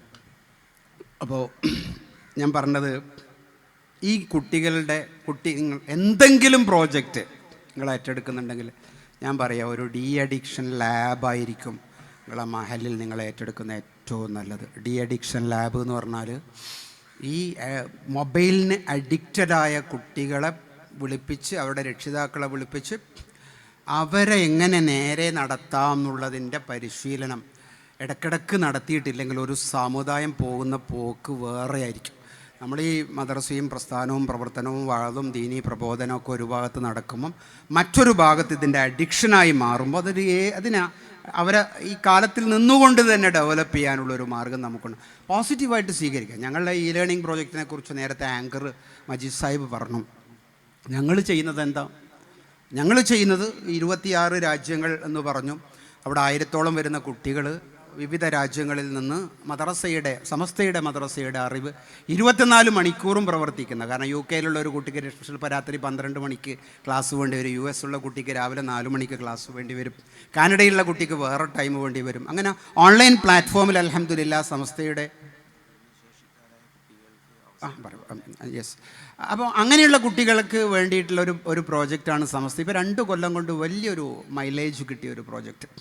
ആ പ്രോജക്റ്റിൽ കേരളത്തിലെ കുട്ടികൾക്ക് പഠിക്കാൻ പറ്റും. ചിലരൊക്കെ അത് ഒരു കച്ചവടമൊക്കെ ആക്കി നടത്തുന്നത് അൽഹംദുലില്ലാ കഴിഞ്ഞ ബോർഡ് മീറ്റിങ്ങിൽ സമസ്ത കർശനമായി നിർദ്ദേശം കൊടുത്തു. സമസ്തക്ക് കേരളത്തിൽ ഓൺലൈൻ മദ്രസകളില്ല, നമ്മുടെ ഓഫ്ലൈൻ മദ്രസയിൽ. എന്തിനാ? ഉസ്താദിൻ്റെ മുമ്പിൽ വന്നും കണ്ടും അറിഞ്ഞും. ഞാൻ നേരത്തെ പറഞ്ഞ വാക്വം ഒഴിവ്, ഉസ്താദിൻ്റെ ഒരു ചിരി കുട്ടിക്ക് കിട്ടുന്ന ഒരു ഒഴിവാണ്. ഉസ്താദ് പുരട്ടി അത്തറിൻ്റെ സ്മെല്ല് പോലും കുട്ടിക്കൊരു ഊർജ്ജമാണേ. മാനേജ്മെൻറ്റ് അംഗങ്ങളൊക്കെ ഉസ്താദ്മാർക്ക് എന്തെങ്കിലും ചെറിയ ഹദിയൊക്കെ കൊടുക്കുമ്പോൾ അത്തറൊക്കെ ഒന്ന് കൊടുത്തേക്കണം. ഒരു കുട്ടികൾ ഒരു സ്മെല്ല് അവരുടെ മനസ്സിനൊരു ഊർജ്ജമാണ് അല്ലേ. അപ്പം അത് കേരളത്തിലാകെയുള്ളത്, അതും കൂടി നിങ്ങൾ നേരത്തെ ഇവിടെ ചോദിച്ചു എന്നാണ് മജിസാബ് പറഞ്ഞത്, കേരളത്തിലാകെയുള്ളത് വീട്ടിൽ നിന്ന് പുറത്തിറങ്ങാൻ പറ്റാത്ത ഫിസിക്കലി ഹാൻഡിക്കേപ്ഡ് ആയിട്ടുള്ള ചലഞ്ച്ഡ് ആയിട്ടുള്ള കുട്ടികളുണ്ട്. വയ്യാത്ത, വീട്ടിൽ നിന്ന് ഇറങ്ങാൻ പറ്റാത്ത വൈകല്യങ്ങളുള്ള കുട്ടികളെ ഓൺലൈനിൽ നിങ്ങൾക്ക് ചേർക്കാം, ധൈര്യമായി ചേർക്കാം. ഒരിക്കലും മദ്രസ അല്ലാത്ത ഒരു കുട്ടിക്കും കേരളത്തിൽ സൗകര്യമില്ല. കേരളത്തിലെ കുട്ടി ഇവിടെ പഠിച്ച് കാനഡയിലേക്ക് പോവുകയാണെങ്കിൽ നേരെ അവർക്ക് ഓട്ടോമാറ്റിക്കലി നമ്മുടെ ആപ്പിലേക്ക് വന്ന് ബാക്കിയുള്ള മദ്രസ പഠനം അവിടെ നിന്ന് ചെയ്യാവുന്ന രീതിയിലൊരു സിസ്റ്റം നമുക്കുണ്ടായിട്ടുണ്ട് അൽഹംദുലില്ലാ. ആ സിസ്റ്റത്തിൻ്റെ 2ാം പതിപ്പ് നിങ്ങളെ ഈ ക്യാമ്പസിൽ നിൽക്കുന്നുണ്ട്. നിങ്ങൾ ആരെങ്കിലും കണ്ടോ എന്നുള്ള അറിയില്ല. പുതിയ കാലത്തിൻ്റെ കുട്ടിയെ മനസ്സിലാക്കാൻ വേണ്ടിയിട്ടാണ് ഞങ്ങൾ ചെയ്തത്. പുതിയ കാലത്തിൻ്റെ കുട്ടിൻ്റെ ഉസ്താദുമാർ ആലോചിക്കുക, പുതിയ കാലത്തിൻ്റെ കുട്ടിൻ്റെ അറ്റൻഷൻ വളരെ കുറവാണ്. പണ്ട് ഞങ്ങളൊക്കെ പറയും ഒരു കുട്ടിൻ്റെ അറ്റൻഷൻ സ്പാൻ എത്രയാണ്? 20 മിനിറ്റ് ഒരു കുട്ടിക്ക് മര്യാദക്ക് കേൾക്കാൻ പറ്റും. 20 കഴിയുമ്പം കുട്ടിക്ക് ശ്രദ്ധ തെറ്റും. അതുകൊണ്ട് വിജിലിസ് എന്നൊക്കെ പറയണമെന്നൊക്കെ അല്ലേ നമ്മൾ പഠിപ്പിച്ചേ. എന്നാൽ ഈ ഡിജിറ്റൽ കാലത്തെ കുട്ടിൻ്റെ അറ്റൻഷൻ സ്പാൻ വളരെ കുറവാണ്. 5 മിനിറ്റോ 2 മിനിറ്റോ 3 മിനിറ്റോ കുട്ടിക്കൊന്ന് ശ്രദ്ധിച്ചിരിക്കാൻ പറ്റുള്ളൂ. എന്താ കാരണം? മൊബൈലെടുത്ത് തൊട്ടു നോക്കിയിട്ട് യൂട്യൂബിലോ ഫേസ്ബുക്കിലോ ഇൻസ്റ്റാഗ്രാമിലോ ഒരു വീഡിയോ വരുമ്പോൾ അതിനെ തട്ടിയിട്ട് അടുത്തത് കാണാനാണ് അവൻ പഠിച്ചത്. റീല് വരുമ്പോൾ അതിനെ തട്ടിയിട്ട് അടുത്ത് കാണാനാണ് അവൻ പഠിച്ചത്. അവൻ്റെ ശ്രദ്ധ അൺലോക്കായി പോയിരിക്കണു, പിടിച്ചു നിൽക്കാൻ പറ്റുന്നില്ല. അപ്പം അങ്ങനെയുള്ള കുട്ടീനെ പഠിപ്പിക്കാൻ പോകുന്ന അധ്യാപകരെ സംബന്ധിച്ചിടത്തോളം, മാനേജ്മെൻറ്റിനെ സംബന്ധിച്ചിടത്തോളം പഴയതുപോലെ ഒരു ചോക്കും ഒരു വടിയും ഒരു ബുക്കും ഒരു പരീക്ഷ നടക്കില്ല. നിങ്ങളുടെ ക്ലാസ് മുറി ഒരെണ്ണമെങ്കിലും മദ്രസയുടെ അകത്ത് നിങ്ങൾ ഡിജിറ്റലൈസ് ചെയ്യണം. ഡിജിറ്റലൈസ് ചെയ്യുമ്പോൾ TV നിങ്ങൾക്ക് മാർക്കറ്റിൽ വാങ്ങിക്കാൻ കിട്ടും. ഒരുപക്ഷെ ഇവിടെ ഡെമോ ചെയ്തിട്ടുണ്ടാവും. ഒരു ചെറിയ ബ്ലൂടൂത്ത് സ്പീക്കർ മാർക്കറ്റിൽ വാങ്ങിക്കാൻ പറ്റും. ചെറിയ പൈസയേ ഉള്ളൂ. ചെറിയ സൗണ്ട് സിസ്റ്റം മാർക്കറ്റിൽ വാങ്ങിക്കാൻ പറ്റും. അടുത്ത ചോദ്യം, ഇതാരോ ഓപ്പറേറ്റ് ചെയ്യും? മാനേജ്മെൻറ്റ് അംഗങ്ങളോട് പറയുന്നത്, ഒരു ഉസ്താദിനെ IT അറിയുന്ന ഒരു ഉസ്താദിനെ ഇനി അങ്ങോട്ട് നിങ്ങൾ വെക്കണം. അതിനൊരു 2000 രൂപ അധികം കൊടുത്താലും അതിന് സദർ ഉസ്താദിൻ്റെ ശമ്പളത്തിൻ്റെ തൊട്ടടുപ്പിച്ച് കൊടുത്താൽ മതി, ഓരെക്കാളും കൂടുതൽ കൊടുക്കണ്ട. അപ്പോൾ അങ്ങനെ ഒരാളെ നിർത്തിയിട്ട് നിങ്ങളെന്ത് ചെയ്യണം? അയാളായിരിക്കും ആ മദ്രസേനെ കുട്ടികൾക്ക് വേണ്ടിയിട്ടുള്ള കാര്യങ്ങൾ, അദ്ദേഹത്തിന് യൂട്യൂബിൽ നിന്ന് ഒരു വീഡിയോ ഡൗൺലോഡ് ചെയ്ത് കട്ട് ചെയ്ത് മദ്രസയ്ക്ക് വേണ്ടി ഉണ്ടാക്കാൻ, നിരന്തരമായി ചെയ്യാൻ, ഫോൺ ഉപയോഗിച്ച് ചെയ്യാൻ, ആപ്പ് ഉപയോഗിച്ച് ചെയ്യാമെന്ന് ഉസ്താദുമാർ. ഞങ്ങൾ ലേണിംഗ് സിസ്റ്റം അൽഹംദുലില്ലാ കേരളത്തിൽ പക്ഷേ ഇനിയും 450ഓളം വരുന്ന മാനേജ്മെൻറ്റ് അത് വാങ്ങിയിട്ടുള്ളൂ. 1ാം ക്ലാസ്സിലെ കുട്ടികളെ നന്നായി പഠിപ്പിക്കാൻ വേണ്ടി, ഈ ശ്രദ്ധ തെറ്റുന്ന കുട്ടികളെ വിഷ്വലായി പഠിപ്പിക്കാൻ വേണ്ടി 1ാം ക്ലാസ്സിലെ പാഠപുസ്തകങ്ങളിലെ അക്ഷരങ്ങളെ കോർത്തിണക്കിയിട്ടുള്ള പാർട്ടും കാർട്ടൂണും കഥ പറച്ചിലും എഴുത്ത് പഠിപ്പിക്കലും ഒക്കെ ആയിട്ട് ഞങ്ങളൊരു പെൻഡ്രൈവ് പുറത്തിറക്കി. ലേണിംഗ് സിസ്റ്റം കേരളം 450ഓളം വരുന്ന മാനേജ്മെൻറ്റുകൾ അത് പൈസ കൊടുത്ത് വാങ്ങി. അത് ഉസ്താദുമാർ പ്രാക്ടീസ് ചെയ്തുകൊണ്ടിരിക്കുന്നു. കുട്ടികൾ നല്ല അഭിപ്രായം പറഞ്ഞുകൊണ്ടിരിക്കുന്നു. നിങ്ങൾ ആരെങ്കിലും അത് കാണാതെ പോയിട്ടുണ്ടെങ്കിൽ, എൻ്റെ ചിന്ത ശരിയാണെങ്കിൽ അൽബിറിൻ്റെ ക്ലാസ് മുറിയുടെ അകത്ത് അല്ലേ നമ്മുടെ കുട്ടി അൻവർ ഓഫീസിലെ കോർഡിനേറ്റർ ഇരിക്കേണ്ടത് നോക്കിയിട്ട് പോകണം. അതിനെക്കുറിച്ചൊന്ന് അറിഞ്ഞിട്ട് പോകണം. എന്താണെന്ന് അല്ലെങ്കിൽ കുട്ടികൾ നിങ്ങളെ കൈ കിട്ടില്ലാന്നേ. ഈ ശ്രദ്ധ തെറ്റുന്ന കുട്ടികളെ കൈകാര്യം ചെയ്യാൻ വിഷ്വലാണ് കുട്ടികൾ. കണ്ടിട്ട് പഠിക്കണം, തൊട്ടിട്ട് പഠിക്കണം, അനുഭവിച്ചു പഠിക്കണം. അല്ലാതെ വെറുതെ വായിച്ചും കേട്ടും പഠിക്കാൻ ആ കുട്ടികൾക്ക് പറ്റില്ല എന്നുള്ള കാര്യം നിങ്ങൾ ആലോചിക്കുക. അപ്പോൾ അതിനനുസരിച്ച് പാഠപുസ്തകങ്ങൾ മാറി. ഇവിടെ ഞങ്ങളുടെ അതിൻ്റെ കൂട്ടത്തിൽ ഓഫീസിൽ കോർഡിനേറ്റ് ചെയ്യുന്ന YP ഉണ്ട്. ഞാൻ നേരത്തെ പറഞ്ഞ മുഹമ്മദ് സാറുണ്ട്. ഞങ്ങളൊക്കെ അതിൻ്റെ കഴിഞ്ഞ കുറേ കാലങ്ങളായിട്ട് മോയിൻകുട്ടി മാഷിൻ്റെയൊക്കെ നിർദ്ദേശം അനുസരിച്ചിട്ട് പ്രവർത്തിക്കുക. 1ാം ക്ലാസ് മുതൽ 4ാം ക്ലാസ് വരെയുള്ള പുസ്തകങ്ങൾ, മാറിയ പുസ്തകങ്ങളാണ് നിങ്ങളുടെ കയ്യിലേക്ക് എത്താൻ പോകുന്നത്. എത്ര വൃത്തിയായിട്ടാണ് അതിൻ്റെ വർക്ക്ഷോപ്പുകൾ നമ്മൾ നടത്തിയത്. മാനേജ്മെൻറ്റിൽ ഒരു പൂളിനെ വിളിച്ചു, ഉസ്താദുമാരുടെ ഒരു പൂളിനെ വിളിച്ചു, റിസർച്ച് സ്കോളേഴ്സിനെ വിളിച്ചു, ഡിബേറ്റ് നടത്തി. അതിൻ്റെ കോൺസെപ്റ്റ് പേപ്പർ ഉണ്ടാക്കി എന്തൊക്കെ മാറ്റങ്ങൾ വേണമെന്ന് ആലോചിച്ചു. അൽഹംദുലില്ലാ, ഒന്നാം തരം തജ്വീദ് പഠിപ്പിക്കുന്നിടത്ത്, ഖുർആൻ പഠിപ്പിക്കുന്നിടത്ത് ഏറ്റവും അധികം ഉസ്താദുമാർ ശ്രദ്ധിക്കേണ്ട ഒരു കാര്യം, ഒരു പാട്ട് 1-ാം ക്ലാസ്സിലെ തഫ്ഹീമിലുണ്ടെങ്കിൽ എത്ര ഉസ്താദുമാർ പാടിക്കൊടുക്കലുണ്ട്? എന്താ കാര്യം? എൻ്റെ പാട്ട് അത്ര നല്ലതല്ല, അതുകൊണ്ട് നിങ്ങൾ എങ്ങനെയെങ്കിലും പാടിക്കോ അറിയും. അതിന് പകരം ഇനി ആ പാട്ടിൻ്റെ താഴെ ഒരു QR കോഡ് ഉണ്ടാവും. ഉസ്താദ് ആ മൊബൈൽ ഉപയോഗിച്ചത് സ്കാൻ ചെയ്യുന്നു, പാട്ടായിട്ട് വരുന്നു. അപ്പോൾ സദർ ഉസ്താദിൻ്റെ അടുത്ത് പെർമിഷൻ എടുക്കുവേ, എന്താണെന്നറിയോ, ഇന്ന് എനിക്ക് QR കോഡ് സ്കാൻ ചെയ്യാണ്ട്, അതുകൊണ്ട് ഞാൻ മൊബൈൽ കൊണ്ടുപോകും. അതിൻ്റെ പേരും പറഞ്ഞിട്ട് മൊബൈലും കൊണ്ട് ക്ലാസ്സിൽ അങ്ങനെ പോകാൻ പറ്റില്ലല്ലോ. ആ സിസ്റ്റം മാറുകയാണ്. നമ്മളെ പാഠ്യപദ്ധതിയുടെ അകത്ത് നല്ല മാറ്റങ്ങൾ ഉണ്ട്. ഇത് ഞാൻ പറഞ്ഞ ഡിജിറ്റൽ ലാബ് മാത്രം ഉപയോഗിച്ചാലേ പഠിപ്പിക്കൽ പൂർത്തിയാകുള്ളൂ എന്ന രീതിയിലേക്ക് വരുന്നു. എല്ലാ പാഠപുസ്തകങ്ങളും സദർ ഉസ്താദുമാർ നല്ലോണം ശ്രദ്ധിക്കണം. കാരണം നിങ്ങൾക്കാണിത് കേരളത്തിൽ ആദ്യമായിട്ട് ഇങ്ങനൊരു ഇൻഫർമേഷൻ ഇവിടെ പറയാവുന്നത്. സമസ്തയിൽ തീരുമാനമായി വരാൻ ബാക്കിയുള്ളത് എനിക്കിവിടെ പറയാൻ പാടില്ലല്ലോ. എല്ലാ പാഠപുസ്തകങ്ങൾക്കും ഹാൻഡ് ബുക്ക് ഉണ്ട്. ഹാൻഡ് ബുക്ക് തിരിച്ചും മറിച്ചും നോക്കാതെ ഇനി ക്ലാസ് എടുക്കാൻ പറ്റില്ല എന്ന് പറയുന്ന ഒരവസ്ഥ വരികയാണ്. ഹാൻഡ് ബുക്ക് ഉണ്ട്, പുസ്തകങ്ങൾ കിട്ടുമ്പോൾ അതിൻ്റെ കൂടെ ഹാൻഡ് ബുക്കും കിട്ടും. ഞങ്ങൾ ബുക്ക് ഉണ്ടാക്കുന്ന കൂടെ തന്നെ ഹാൻഡ് ബുക്ക് ഉണ്ടാക്കിയിട്ടുണ്ട്. ഇനി അതിൻ്റെ അടുത്ത ഭാഗവും കൂടി ഞാൻ പറയാം. ഇതും കൂടി നിങ്ങൾ ശ്രദ്ധിക്കേണ്ട ഒരു കാര്യം, ഈ കാര്യം ബോർഡിൽ തീരുമാനമായി വരികയാണ്. അങ്ങനെ വരുമ്പോൾ മിക്കവാറും പരിശീലനങ്ങൾ എങ്ങനെയാണ് നടക്കൽ? റേഞ്ചിൽ ഒരു 40 മിനിറ്റ് പാഠപുസ്തകത്തിനെ കുറിച്ച് ഒരു RP ക്ലാസ് എടുക്കും. കേൾക്കുന്നവർ കേൾക്കും, അല്ലാത്തവർ കേൾക്കില്ല. അങ്ങനെ സംഭവിക്കാറുണ്ട്. അതിനു പകരം ഇൻഷാ അല്ലാഹ് റമദാൻ കഴിഞ്ഞാൽ 2-3 ദിവസം പരിശീലനത്തിന് വേണ്ടി മാത്രമായി ഉസ്താദുമാർ വരും. അതിന് 50 RPമാർ സ്റ്റേറ്റിലും താഴെ 400 വരുന്ന RPമാർ, അവർ അറ്റ് എ ടൈം കേരളത്തിൽ 2-3 സ്പെല്ലുകളിലായിട്ട് ക്ലാസ്സുകൾ ചെയ്യും. അതിന് നല്ല സൗകര്യങ്ങൾ, ഞാനീ പറഞ്ഞ ITC കാണിച്ചു കൊടുത്തൊക്കെ പഠിപ്പിക്കാൻ പറ്റുന്ന നിങ്ങളുടെ മദ്രസകൾ അതിന് വെനുവാക്കിയിട്ട് കൊടുക്കണം. മാനേജ്മെൻറ്റിൻ്റെ കാട്ടക്ക് സപ്പോർട്ട് ചെയ്യണം. ഞാനതാ പറഞ്ഞത്, പുതിയ കാലത്തിലെ കുട്ടികളെ കണ്ടുകൊണ്ടുള്ള പാഠ്യപദ്ധതി അൽഹംദുലില്ലാ സംസ്ഥ ആവിഷ്കരിച്ചിരിക്കുന്നു. കരിക്കുളം പ്ലാനിംഗ് ഉണ്ടായിരിക്കുന്നു, ട്രെയിനിങ്ങിൻ്റെ പ്ലാനിംഗ് ഉണ്ടായിരിക്കുന്നു. അതൊരു ക്യാമ്പയിനായി കേരള സമൂഹം സംസ്ഥയുടെ പാഠപദ്ധതിയുടെ സവിശേഷതകൾ ചർച്ച ചെയ്യാൻ വേണ്ടി പോകുന്നു. പ്രത്യേകിച്ച് തജ്വീദിൻ്റെയും ലിസാനിൻ്റെയും 1-ാം ക്ലാസ്സിലെയൊക്കെ പാഠപുസ്തകങ്ങളുടെ രീതികളിൽ നല്ല മാറ്റങ്ങളുണ്ട് കുട്ടികൾക്ക്. 4-മത്തെ കാര്യം ഞാൻ നിങ്ങളോട് ചോദിക്കുന്നത്, പൊതുസമൂഹം മദ്രസയെ എങ്ങനെയാണ് നോക്കിക്കാണുന്നത്? നമ്മളെയൊക്കെ ചിലരൊക്കെ ക്ലാസ് എടുക്കാൻ വിളിക്കാറുണ്ട്. എന്തിനാ വിളിക്കുകയെന്നറിയോ? കുട്ടികൾ ഇംഗ്ലീഷ് മീഡിയം സ്കൂളിലേക്ക് പോയതുകൊണ്ട് മദ്രസയിൽ കുട്ടികളെ കിട്ടുന്നില്ല. അതിനെക്കുറിച്ച് പറയാൻ ഞാൻ പറഞ്ഞു, അതിനെക്കുറിച്ച് പറഞ്ഞിട്ട് കാര്യമില്ല. അതൊരു കാഴ്ചപ്പാടിനെ ഉണ്ടാക്കുന്നിടത്ത് ആ പ്രദേശമാണ് വികസിക്കേണ്ടത് എന്ന് പറയാനാണ് എനിക്കിഷ്ടം. പൊതുസമൂഹം എങ്ങനെയാണ് മദ്രസ നോക്കിക്കാണുന്നത്? സ്കൂളിൻ്റെ അപ്പുറത്ത് ചെറിയൊരു സമയം കിട്ടി അങ്ങ് പഠിപ്പിക്കാം.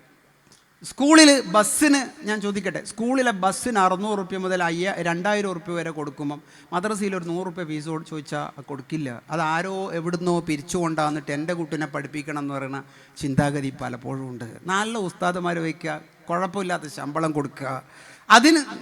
ഇതൊരു കോപ്പറേറ്റീവ് സംവിധാനമല്ലേ? എൻ്റെ കുട്ടിനെ എനിക്ക് ഒറ്റയ്ക്ക് വീട്ടിലൊരു ഉസ്താദിനെ വെച്ച് പഠിപ്പിക്കാൻ പറ്റാത്തത് കൊണ്ട്, എൻ്റെ 3 കുട്ടികളെ പഠിപ്പിക്കാൻ 3 ഉസ്താദ് 3 സമയത്ത് വരേണ്ടത് കൊണ്ട് അതൊഴിവാക്കാൻ ഞാനൊരു ഇൻസ്റ്റിറ്റ്യൂഷൻ ആഗ്രഹിക്കുന്നു. സൊസൈറ്റി അതിനൊരു ഇൻസ്റ്റിറ്റ്യൂഷൻ ഉണ്ടാക്കി തന്നിരിക്കുന്നു. ആ ഇൻസ്റ്റിറ്റ്യൂഷൻ ഭരിക്കാൻ ഒരു മാനേജ്മെൻറ്റ് സിസ്റ്റം ഉണ്ട്. അൽഹംദുലില്ലാ. അതിനെൻ്റെ കുട്ടി പഠിക്കുന്നതിന് ആനുപാതികമായി ഞാനൊരു ഫീസ് കൊടുക്കുക എന്ന് പറയുന്നത് ഇന്നത്തെ കാലത്ത് മൊബൈൽ റീചാർജ് ചെയ്യാൻ 400-500 ചിലവഴിക്കുന്ന ഒരാൾക്ക് ചെയ്തൂടെ? നിങ്ങൾക്കത് വേണ്ടെങ്കിൽ വേണ്ട, വേണമെങ്കിൽ അത് കൊടുത്തതിൻ്റെ ഗുണനിലവാരം ബോധ്യപ്പെടുത്തുന്ന രീതിയിൽ ജനങ്ങളുടെ കാഴ്ചപ്പാടിൽ മാറ്റം വരണം. എനിക്ക് മദ്രസ മിസ്സാകുന്നത് കൊണ്ട് എൻ്റെ കുട്ടിയെ നാട്ടിലെ സാധാരണ സ്കൂളിൽ അയച്ചു എന്ന് പറയുന്ന രക്ഷിതാക്കൾ ഉണ്ടാകണം. എന്താ സാധാരണ സ്കൂളിൽ കുഴപ്പം? ഇത് വെറുതെ രാവിലത്തെ 1.5 മണിക്കൂർ നേരം ഒരു കുട്ടിയെ സംബന്ധിച്ചിടത്തോളം ജീവിതത്തിലെ പ്ലാറ്റിനം അവറാണ്, ഏറ്റവും മികവുള്ള സമയമാണ്. ആ 1.5 മണിക്കൂർ നേരം ആ കുട്ടി സ്കൂൾ ബസ്സിൽ ചെലവഴിക്കുന്ന ഗതികേട്, ഇത് കൂടുതലും നമ്മുടെ സമുദായത്തിലാണ് കൂടുതലും ആഡംബരപ്രിയരാ. എനിക്ക് പറയാനിഷ്ടം, വീട്ടിലുള്ള വാഴക്കൊല കൊത്തിയിട്ട് മാർക്കറ്റിൽ കൊണ്ടുപോയിട്ട് വിറ്റിട്ട് പകരം തേങ്ങാപ്പിണ്ണാക്ക് വാങ്ങിയിട്ട് തിന്നുവാന്ന് പറയുന്ന ഒരു സ്ഥിതിവിശേഷമില്ലേ? തൊട്ടു മുന്നിലൊരു നല്ല വിദ്യാലയമുണ്ടെങ്കിൽ അത് പറ്റില്ല. എവിടെന്നെങ്കിലും ബസ്സിൽ കയറിയിട്ട് പോകണം, ഏതെങ്കിലും ഒരു ഓട്ടോറിക്ഷയുടെ ഹോണടി കിട്ടണം.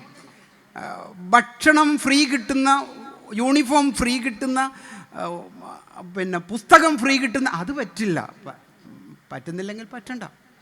പക്ഷേ മദ്രസ വിദ്യാഭ്യാസത്തെ മുടക്കിയിട്ട് കുട്ടി ഇവിടെ പ്രസംഗിക്കാൻ ആളെ കൊണ്ടുപോയിട്ട് കാര്യമില്ല. 2 കാര്യങ്ങൾ മാനേജ്മെൻറ്റ് ചെയ്യണം. സദറുസ്താദുമാരെ കൂടിയിരുന്നിട്ട് വീടുകളിൽ പോയി ക്യാമ്പയിൻ ചെയ്യണം. ഇത് ബോധ്യപ്പെടുത്തണം. നിങ്ങളുടെ തൊട്ട് പരിസരത്തുള്ള സ്കൂളിൽ നടക്കുന്ന പാഠ്യപദ്ധതിയുടെ പ്രക്രിയയുടെ മൂല്യവും അങ്ങോട്ട് അയക്കുന്ന ഫീസ് കൊടുത്ത് അയക്കുന്ന ഇംഗ്ലീഷ് മീഡിയം സ്കൂളിൽ എന്ത് നടക്കുന്നു എന്ന് പറഞ്ഞു കൊടുക്കണം. ഇനി നിങ്ങളെ തൊട്ടടുത്ത വിദ്യാലയം അത്ര ഗുണനിലവാരമില്ലേ? ലോക്കൽ കമ്മ്യൂണിറ്റിയല്ലേ നമ്മൾ? സദറും മാനേജ്മെൻറ്റൊക്കെ ഇടപെട്ട് ആ വിദ്യാലയത്തെ ഒന്ന് നന്നാക്കാൻ പരിശ്രമിക്കണം.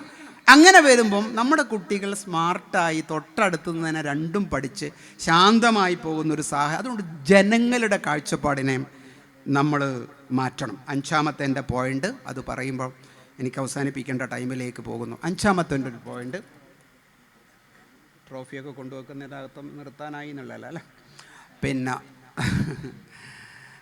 പരീക്ഷയ്ക്ക് വേണ്ടി പഠിക്കുന്ന ഒരു സമൂഹം, അത് മദ്രസയിൽ നമുക്കങ്ങനെ ഒരു കാഴ്ചപ്പാട്, ഒരു മത്സരബോധമുള്ളൊരു സമൂഹത്തിൽ അത് ഉണ്ടായി വരും, അതിൽ തെറ്റൊന്നുമില്ല.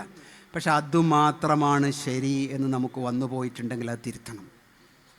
എൻ്റെ മദ്രസയിലെ കുട്ടി എങ്ങനെ പഠിക്കുന്നു എന്ന് തീരുമാനിക്കുന്നത്, എൻ്റെ മദ്രസയിൽ എത്ര പേർക്ക് 5ാം ക്ലാസ്സിൽ ടോപ്പ്+ കിട്ടിയെന്നും എത്ര പേർക്ക് ഡിസ്റ്റിങ്ഷൻ കിട്ടിയെന്നുള്ള ഫോട്ടോ നോക്കിയിട്ട് മാത്രമാണ് എന്ന് ചിന്തിക്കുന്ന അവസ്ഥയിൽ മാനേജ്മെൻറ്റും മാറണം, സദറുസ്താവും മാറണം. എൻ്റെ മദ്രസയിൽ കയറി വരുന്ന ഒരു കുട്ടി വലതുഭാഗത്ത് തുപ്പുന്ന കാണുമ്പോൾ മറ്റേ കുട്ടി അവൻ്റെ കൈ പിടിച്ചിട്ട് നീ ഇപ്പം എന്താ ചെയ്തത്, നീ വലതുഭാഗത്തല്ലേ തുപ്പിയത് എന്ന് ചോദിച്ച് കറക്റ്റ് ചെയ്യുന്ന ഒരു വിദ്യാലയ സംസ്കൃതി, അത് ബോധമാണ്. ആ ബോധം പരീക്ഷയിലൂടെ അളക്കാൻ പറ്റില്ല. അഖ്ലാഖിൽ 98 മാർക്കും അഖീദയിൽ 100 മാർക്കും വാങ്ങിയ 2 കുട്ടികൾ ആൻസർ പേപ്പർ ബുക്കിൽ വെച്ചിട്ട് മെല്ലെ വീട്ടിലേക്ക് നടന്നു പോകുമ്പം അഖ്ലാഖിൽ 98 വാങ്ങിയ കുട്ടി അഖീദയിൽ 100 വാങ്ങിയവനോട് പറഞ്ഞു, ആജീക്ക ഉംറക്ക് പോയിരിക്കുക, വീട്ടിൻ്റെ ഗേറ്റ് പൂട്ടിയിട്ടുണ്ട്, വളപ്പിൽ കയറിയിട്ട് നല്ല മാങ്ങ നമുക്ക് പറിക്കാമെന്ന് പറഞ്ഞപ്പോൾ അഖീദക്കാരൻ 100ൽ 100 കിട്ടിയ കുട്ടി അഖ്ലാഖുകാരനെ കയറ്റുന്നു. അവൻ പറഞ്ഞു, ആരെങ്കിലും വരുന്നുണ്ടോ എന്ന് ഞാൻ നോക്കാമെന്ന് പറയുന്നു. മാങ്ങ പറിച്ച് തിന്ന് സമ്മതമില്ലാതെ തിന്ന് വീട്ടിലേക്ക് പോകുന്ന സമയത്ത് ഇവൻ്റെ അഖീദ നോളേജ് മാത്രമാണ്, ഇവൻ്റെ അഖ്ലാഖ് വിവരം മാത്രമാണ്, ഡാറ്റ മാത്രമാണ്. വീട്ടിലെത്തിയിട്ട് ബ്രേക്ക്ഫാസ്റ്റ് കഴിക്കാത്ത കുട്ടിനോട് ഉമ്മ ചോദിക്കുന്നു, നീ എന്തെങ്കിലും കഴിച്ചോ, നിനക്കെന്താ വിശപ്പില്ലേന്ന് ചോദിക്കുമ്പോൾ ഞാനൊന്നും കഴിച്ചിട്ടില്ല എന്ന് കളവ് പറയുമ്പോഴും ഇവൻ്റെ അഖീദ ഡാറ്റ മാത്രമാണ്, ഇവൻ്റെ അഖ്ലാഖ് ഡാറ്റ മാത്രമാണ്. ഡാറ്റ കൊണ്ട് ദീനിന് ഗുണമുണ്ടാവില്ല. അത് കിട്ടും പോകും, ഗുണമുണ്ടാവില്ല എന്ന് ഞാൻ പറഞ്ഞത് ആത്യന്തികമായി നമുക്ക് വേണ്ടത് ഡാറ്റ മാത്രമല്ല, മറിച്ച് നിസ്കാരത്തിൻ്റെ ഫർളുകൾ 14 എന്ന് പഠിക്കുമ്പോൾ തന്നെ നിസ്കരിക്കാനുള്ള ഉൾപ്രേരണ ഉണ്ടാവണമല്ലോ കുട്ടിയുടെ ഉള്ളിൽ.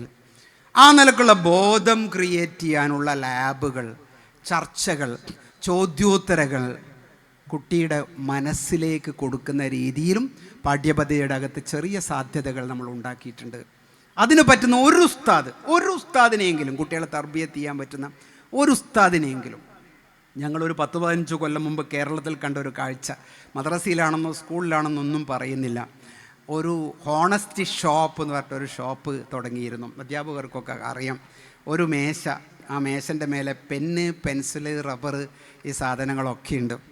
എന്നിട്ടോ അവിടെ പീഡികക്കാരനില്ല, നിനക്ക് ഇഷ്ടമുള്ളത് എടുക്കാമെന്ന് പറഞ്ഞിട്ട് ബോർഡ് വെച്ചിരിക്കുന്നു. എന്ത് നോക്കാനാ?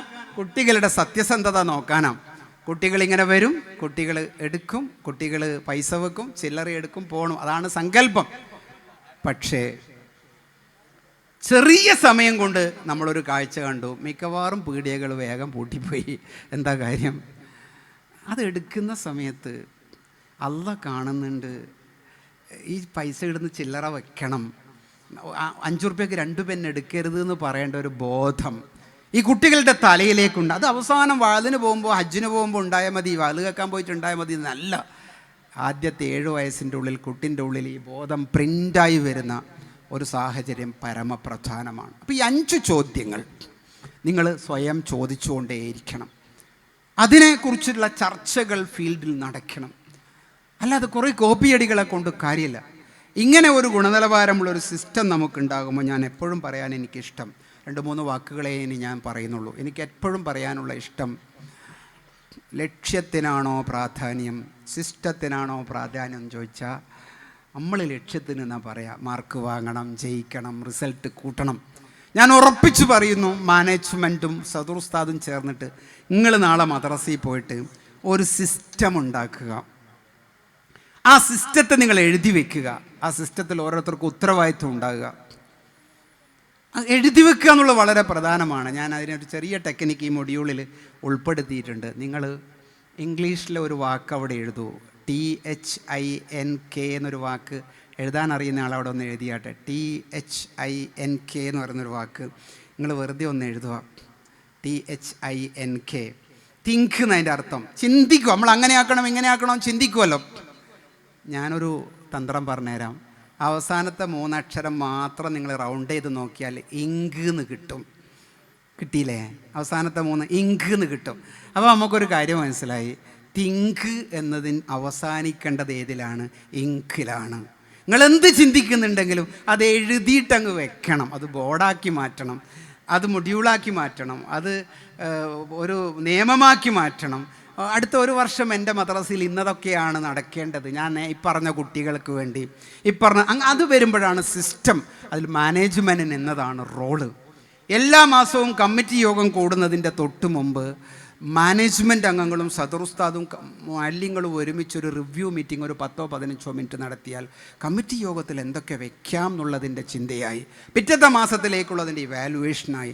എവിടെയെങ്കിലും പുതിയൊരു സംഗതി ഉണ്ടാക്കിയെന്ന് കണ്ടാൽ അതൊന്ന് കാണാനും അതൊന്ന് ഫോട്ടോ എടുക്കാനും അത് നമ്മുടെ നാട്ടിൽ നടത്താൻ പറ്റുമോ എന്ന അടുത്ത റിവ്യൂ മീറ്റിൽ ചർച്ച ചെയ്യാനുമൊക്കെയുള്ള അക്കാദമികമായ ഒരു ഇടപെടൽ അങ്ങോട്ടും ഇങ്ങോട്ടും നമ്മളുടെ മാനേജ്മെൻറ്റും സദറുസ്താദും ഒരുമിച്ച് നിന്ന് കഴിഞ്ഞാൽ വരുംകാലത്തെ കുട്ടികളെ കാണാനും പുതിയ കാലത്തിൻ്റെ കുട്ടികളുടെ ബ്രെയിനനുസരിച്ചൊരു സിസ്റ്റം ഡെവലപ്പ് ചെയ്യാനും നമുക്ക് സാധിക്കും. ലോകത്തിലെ ഏറ്റവും മികച്ച ഒരു മാനേജ്മെൻ്റ് എന്ന് പറയുന്നത് ഇൻസ്റ്റിറ്റ്യൂഷണൽ മാനേജ്മെൻറ്റാണ്. ഒരു സമ്മേളനം അത് ഇന്ന് തീരും, നാളെ നിങ്ങൾ പിരിയും. ഇന്ന് 5 മണി കഴിഞ്ഞാൽ നിങ്ങൾ മിക്കവാറും ഇവിടുന്ന് പോകും. പിന്നെ ഇതിവിടെ ഇല്ല കേട്ടോ, പന്തലിൻ്റെ കാലും പോകും. എന്നാൽ ഒരു വികാരം, അങ്ങനെ സംഘടനാപരമായ വികാരങ്ങളുടെ ഒരു കാലമാണല്ലോ, ഓൺലൈനിൽ ഇങ്ങനെ പോയിക്കൊണ്ടിരിക്കുകയാണ്. അത് വരും പോകും. എന്നാൽ ഇൻസ്റ്റിറ്റ്യൂഷൻ എന്ന് പറയുന്ന എസ്റ്റാബ്ലിഷ്മെൻറ്റാണ്. അതിൻ്റെ കല്ല് വെക്കുന്നത് മുതൽ, അതിൽ പൈപ്പ് ഫിറ്റ് ചെയ്യുന്നത് മുതൽ, അതിൽ ബോർഡ് വയ്ക്കുന്നത് മുതൽ, അതിലെ ബെഞ്ചും ഡെസ്കും വരെയുള്ള എല്ലാ കാര്യങ്ങളിലും നമ്മളുടെ ഒരു ചിന്ത നിരന്തരമായി ഉണ്ടാകേണ്ട ഒരു ലോകമാണ്. അതുകൊണ്ട് ഇവിടെ കൂടിയിരിക്കുന്ന നിങ്ങൾ 2 പേരും ചേർന്ന് ഒരു സംഘടനയല്ല മാനേജ് ചെയ്യുന്നത്, ഒരു ഇൻസ്റ്റിറ്റ്യൂഷനെയാണ് മാനേജ് ചെയ്യുന്നത് എന്ന് ഓർമ്മിക്കുക. അതിന് നിങ്ങൾക്ക് ചെയ്യാവുന്ന ഏറ്റവും മികച്ചത് നിങ്ങൾ കൊടുക്കാൻ തയ്യാറാകുക. രാവിലെ വരുന്ന കുട്ടി സന്തോഷവാനാണോ എന്ന് പേരൊക്കെ വിളിച്ച് ചോദിക്കാൻ മാനേജ്മെൻറ്റ് തയ്യാറാകുക, ഉസ്താദുമാർ തയ്യാറാകുക, മാറിയും മറിഞ്ഞും കുട്ടികളെ കാണാൻ തയ്യാറാകുക. ഒരു കുഞ്ഞു കഥ പറഞ്ഞ് ഞാൻ അവസാനിപ്പിക്കുന്നു. ഞങ്ങൾ ഈ ട്രെയിനർമാരുടെ ഒരു കുഴപ്പമാണ്, ഈ ക്ലാസ്സിൻ്റെ ഒക്കെ അവസാനം കിതാബിലൊന്നുള്ള കഥയല്ല. കഥ ഇങ്ങനെയാണ്. ഒരു ശില്പി കുറേ വീടുകൾ ഇങ്ങനെ നിർമ്മിച്ചു കൊണ്ടേയിരുന്നു. നല്ല ശില്പിയാണ്, നല്ല ആർക്കിടെക്റ്റാണ്. അപ്പോൾ അവസാനം മടുത്തിട്ട് അയാൾ മാനേജറോട് പറഞ്ഞു, ഞാൻ നിർത്തുകയാണ് പണി, ഞാൻ പൊയ്ക്കോട്ടെ, രാജിവെക്കുക പറഞ്ഞു. മാനേജർ അയാളോട് പറഞ്ഞു, ഒരു വീടും കൂടി നിർമ്മിച്ചിട്ട് പൊയ്ക്കോ പറഞ്ഞു. ആയിക്കോട്ടെ എന്ന് പറഞ്ഞു. അവസാനത്തെ ഒരു വീടല്ലേ എന്ന് വിചാരിച്ചിട്ട് അയാളൊന്നും ശ്രദ്ധിക്കാണ്ട്, വേണ്ട നല്ല പ്ലാനിങ് ചെയ്തില്ല, വേണ്ട പോലെ വെള്ളം ഒഴിച്ചില്ല, നല്ല സിമൻറ്റ് ഒഴിച്ചില്ല, നല്ല മെറ്റീരിയൽ വെച്ചില്ല, നല്ല ഡിസൈനൊന്നുമല്ല, ഒരു വീടങ്ങ് നിർമ്മിച്ചില്ല. ലാസ്റ്റ് വീടല്ലേ, ഞാൻ പണി ഒഴിവാക്കി പോവാണല്ലോ. പണി പൂർത്തിയാക്കി താക്കോല് കൊടുക്കുന്ന നേരത്ത് ഈ ബോസ് ഇയാളെ വിളിച്ചിട്ട്, ആർക്കിടെക്റ്റിനെ വിളിച്ചിട്ട് ആ വീട്ടിൻ്റെ അടുത്ത് കൊടുത്തിട്ട് പറഞ്ഞു, താക്കോൽ ഇതാ, ഈ വീട് നിനക്കുള്ളതാന്ന് പറഞ്ഞു. അപ്പോൾ ഇവനാകെ ബേജാറായി. പഠിച്ചോനെ, എനിക്കുള്ളതാണെങ്കിൽ ഞാൻ എത്ര നന്നായിട്ട് ചെയ്യുമായിരുന്നു, ഇതിൻ്റെ കല്ല് നന്നായിട്ട് വെക്കുമായിരുന്നു, ഇതിൻ്റെ ക്വാളിറ്റി ചെക്ക് ചെയ്യായിരുന്നു. പക്ഷെ ഒരു ഫിലോസഫി ഈ കഥ മുന്നോട്ട് വെക്കുന്നുണ്ട്. അതെന്താ പറഞ്ഞാൽ, എന്ത് ചെയ്യുമ്പോൾ അതിനൊക്കെയുള്ളതാണെന്ന് വിചാരിക്കുക. ഉസ്താദുമാർ കുട്ടികളെ കാണുമ്പോൾ എൻ്റെ കുഞ്ഞാണ് എന്ന് വിചാരിക്കുക. മാനേജ്മെൻറ്റ് അംഗങ്ങൾ ഇത് എൻ്റെ നാട്ടിലെ കുട്ടിയുടെ ഭാവിക്ക് വേണ്ടിയാണ് ഞാൻ ചെയ്യുന്നത് വിചാരിക്കുക. അവിടെ ഞാൻ എന്ന് പറയുന്നതിന് വലിയ സ്ഥാനമില്ലാതിരിക്കുക. അങ്ങനെ ഒരു കൃത്യമായ ധാരണയോടുകൂടി ഒരു സിസ്റ്റത്തെ മുന്നോട്ട് കൊണ്ടുപോകാൻ നമുക്ക് സാധിക്കട്ടെ. വരുന്ന പാഠ്യപദ്ധതി സൊസൈറ്റിയിൽ എത്തിച്ചു കൊടുക്കാനുള്ള വിപുലമായ പ്രവർത്തനങ്ങൾ നിങ്ങൾ ഇന്ന് തന്നെ നിങ്ങളുടെ ചർച്ചയുടെ ഭാഗമാകട്ടെ. നമ്മുടെ ഈ വിദ്യാഭ്യാസ സംസ്കാരം ലോകം ശ്രദ്ധിക്കുന്ന സംസ്കാരമായി മാറട്ടെ എന്ന് അവസാനമായി ഓർമ്മിപ്പിച്ചു വളരെ ദൂരെ നിന്ന് വന്ന് ഇത്രയും നേരം നിങ്ങളോട് സംസാരിക്കാൻ സാധിച്ചതിലും പ്രത്യേകിച്ച് ബിരിയാണിക്ക് ശേഷമുള്ളത് വല്ലാതെ ഉറങ്ങാതെ കൈകാര്യം ചെയ്യാൻ സാധിച്ചതിലുമുള്ള സന്തോഷം ഇവിടെ പ്രകടിപ്പിച്ച് ഈ വേദിയിലുള്ള ബഹുമാന്യരെ ഒന്നുകൂടി അഭിവാദനം ചെയ്ത് ഞാൻ എൻ്റെ വാക്കുകൾ അവസാനിപ്പിക്കുന്നു. വാഹിറു ദഅവതി അനിൽ ഹംദുലില്ലാഹി റബ്ബിൽ ആലമീൻ. അസ്സലാമു അലൈക്കും വറഹ്മത്തുള്ളാഹി വബറകാതുഹു. ചിന്തോദ്ദീപകമായ നിമിഷങ്ങൾ സമ്മാനിച്ചതിന് നന്ദി സർ.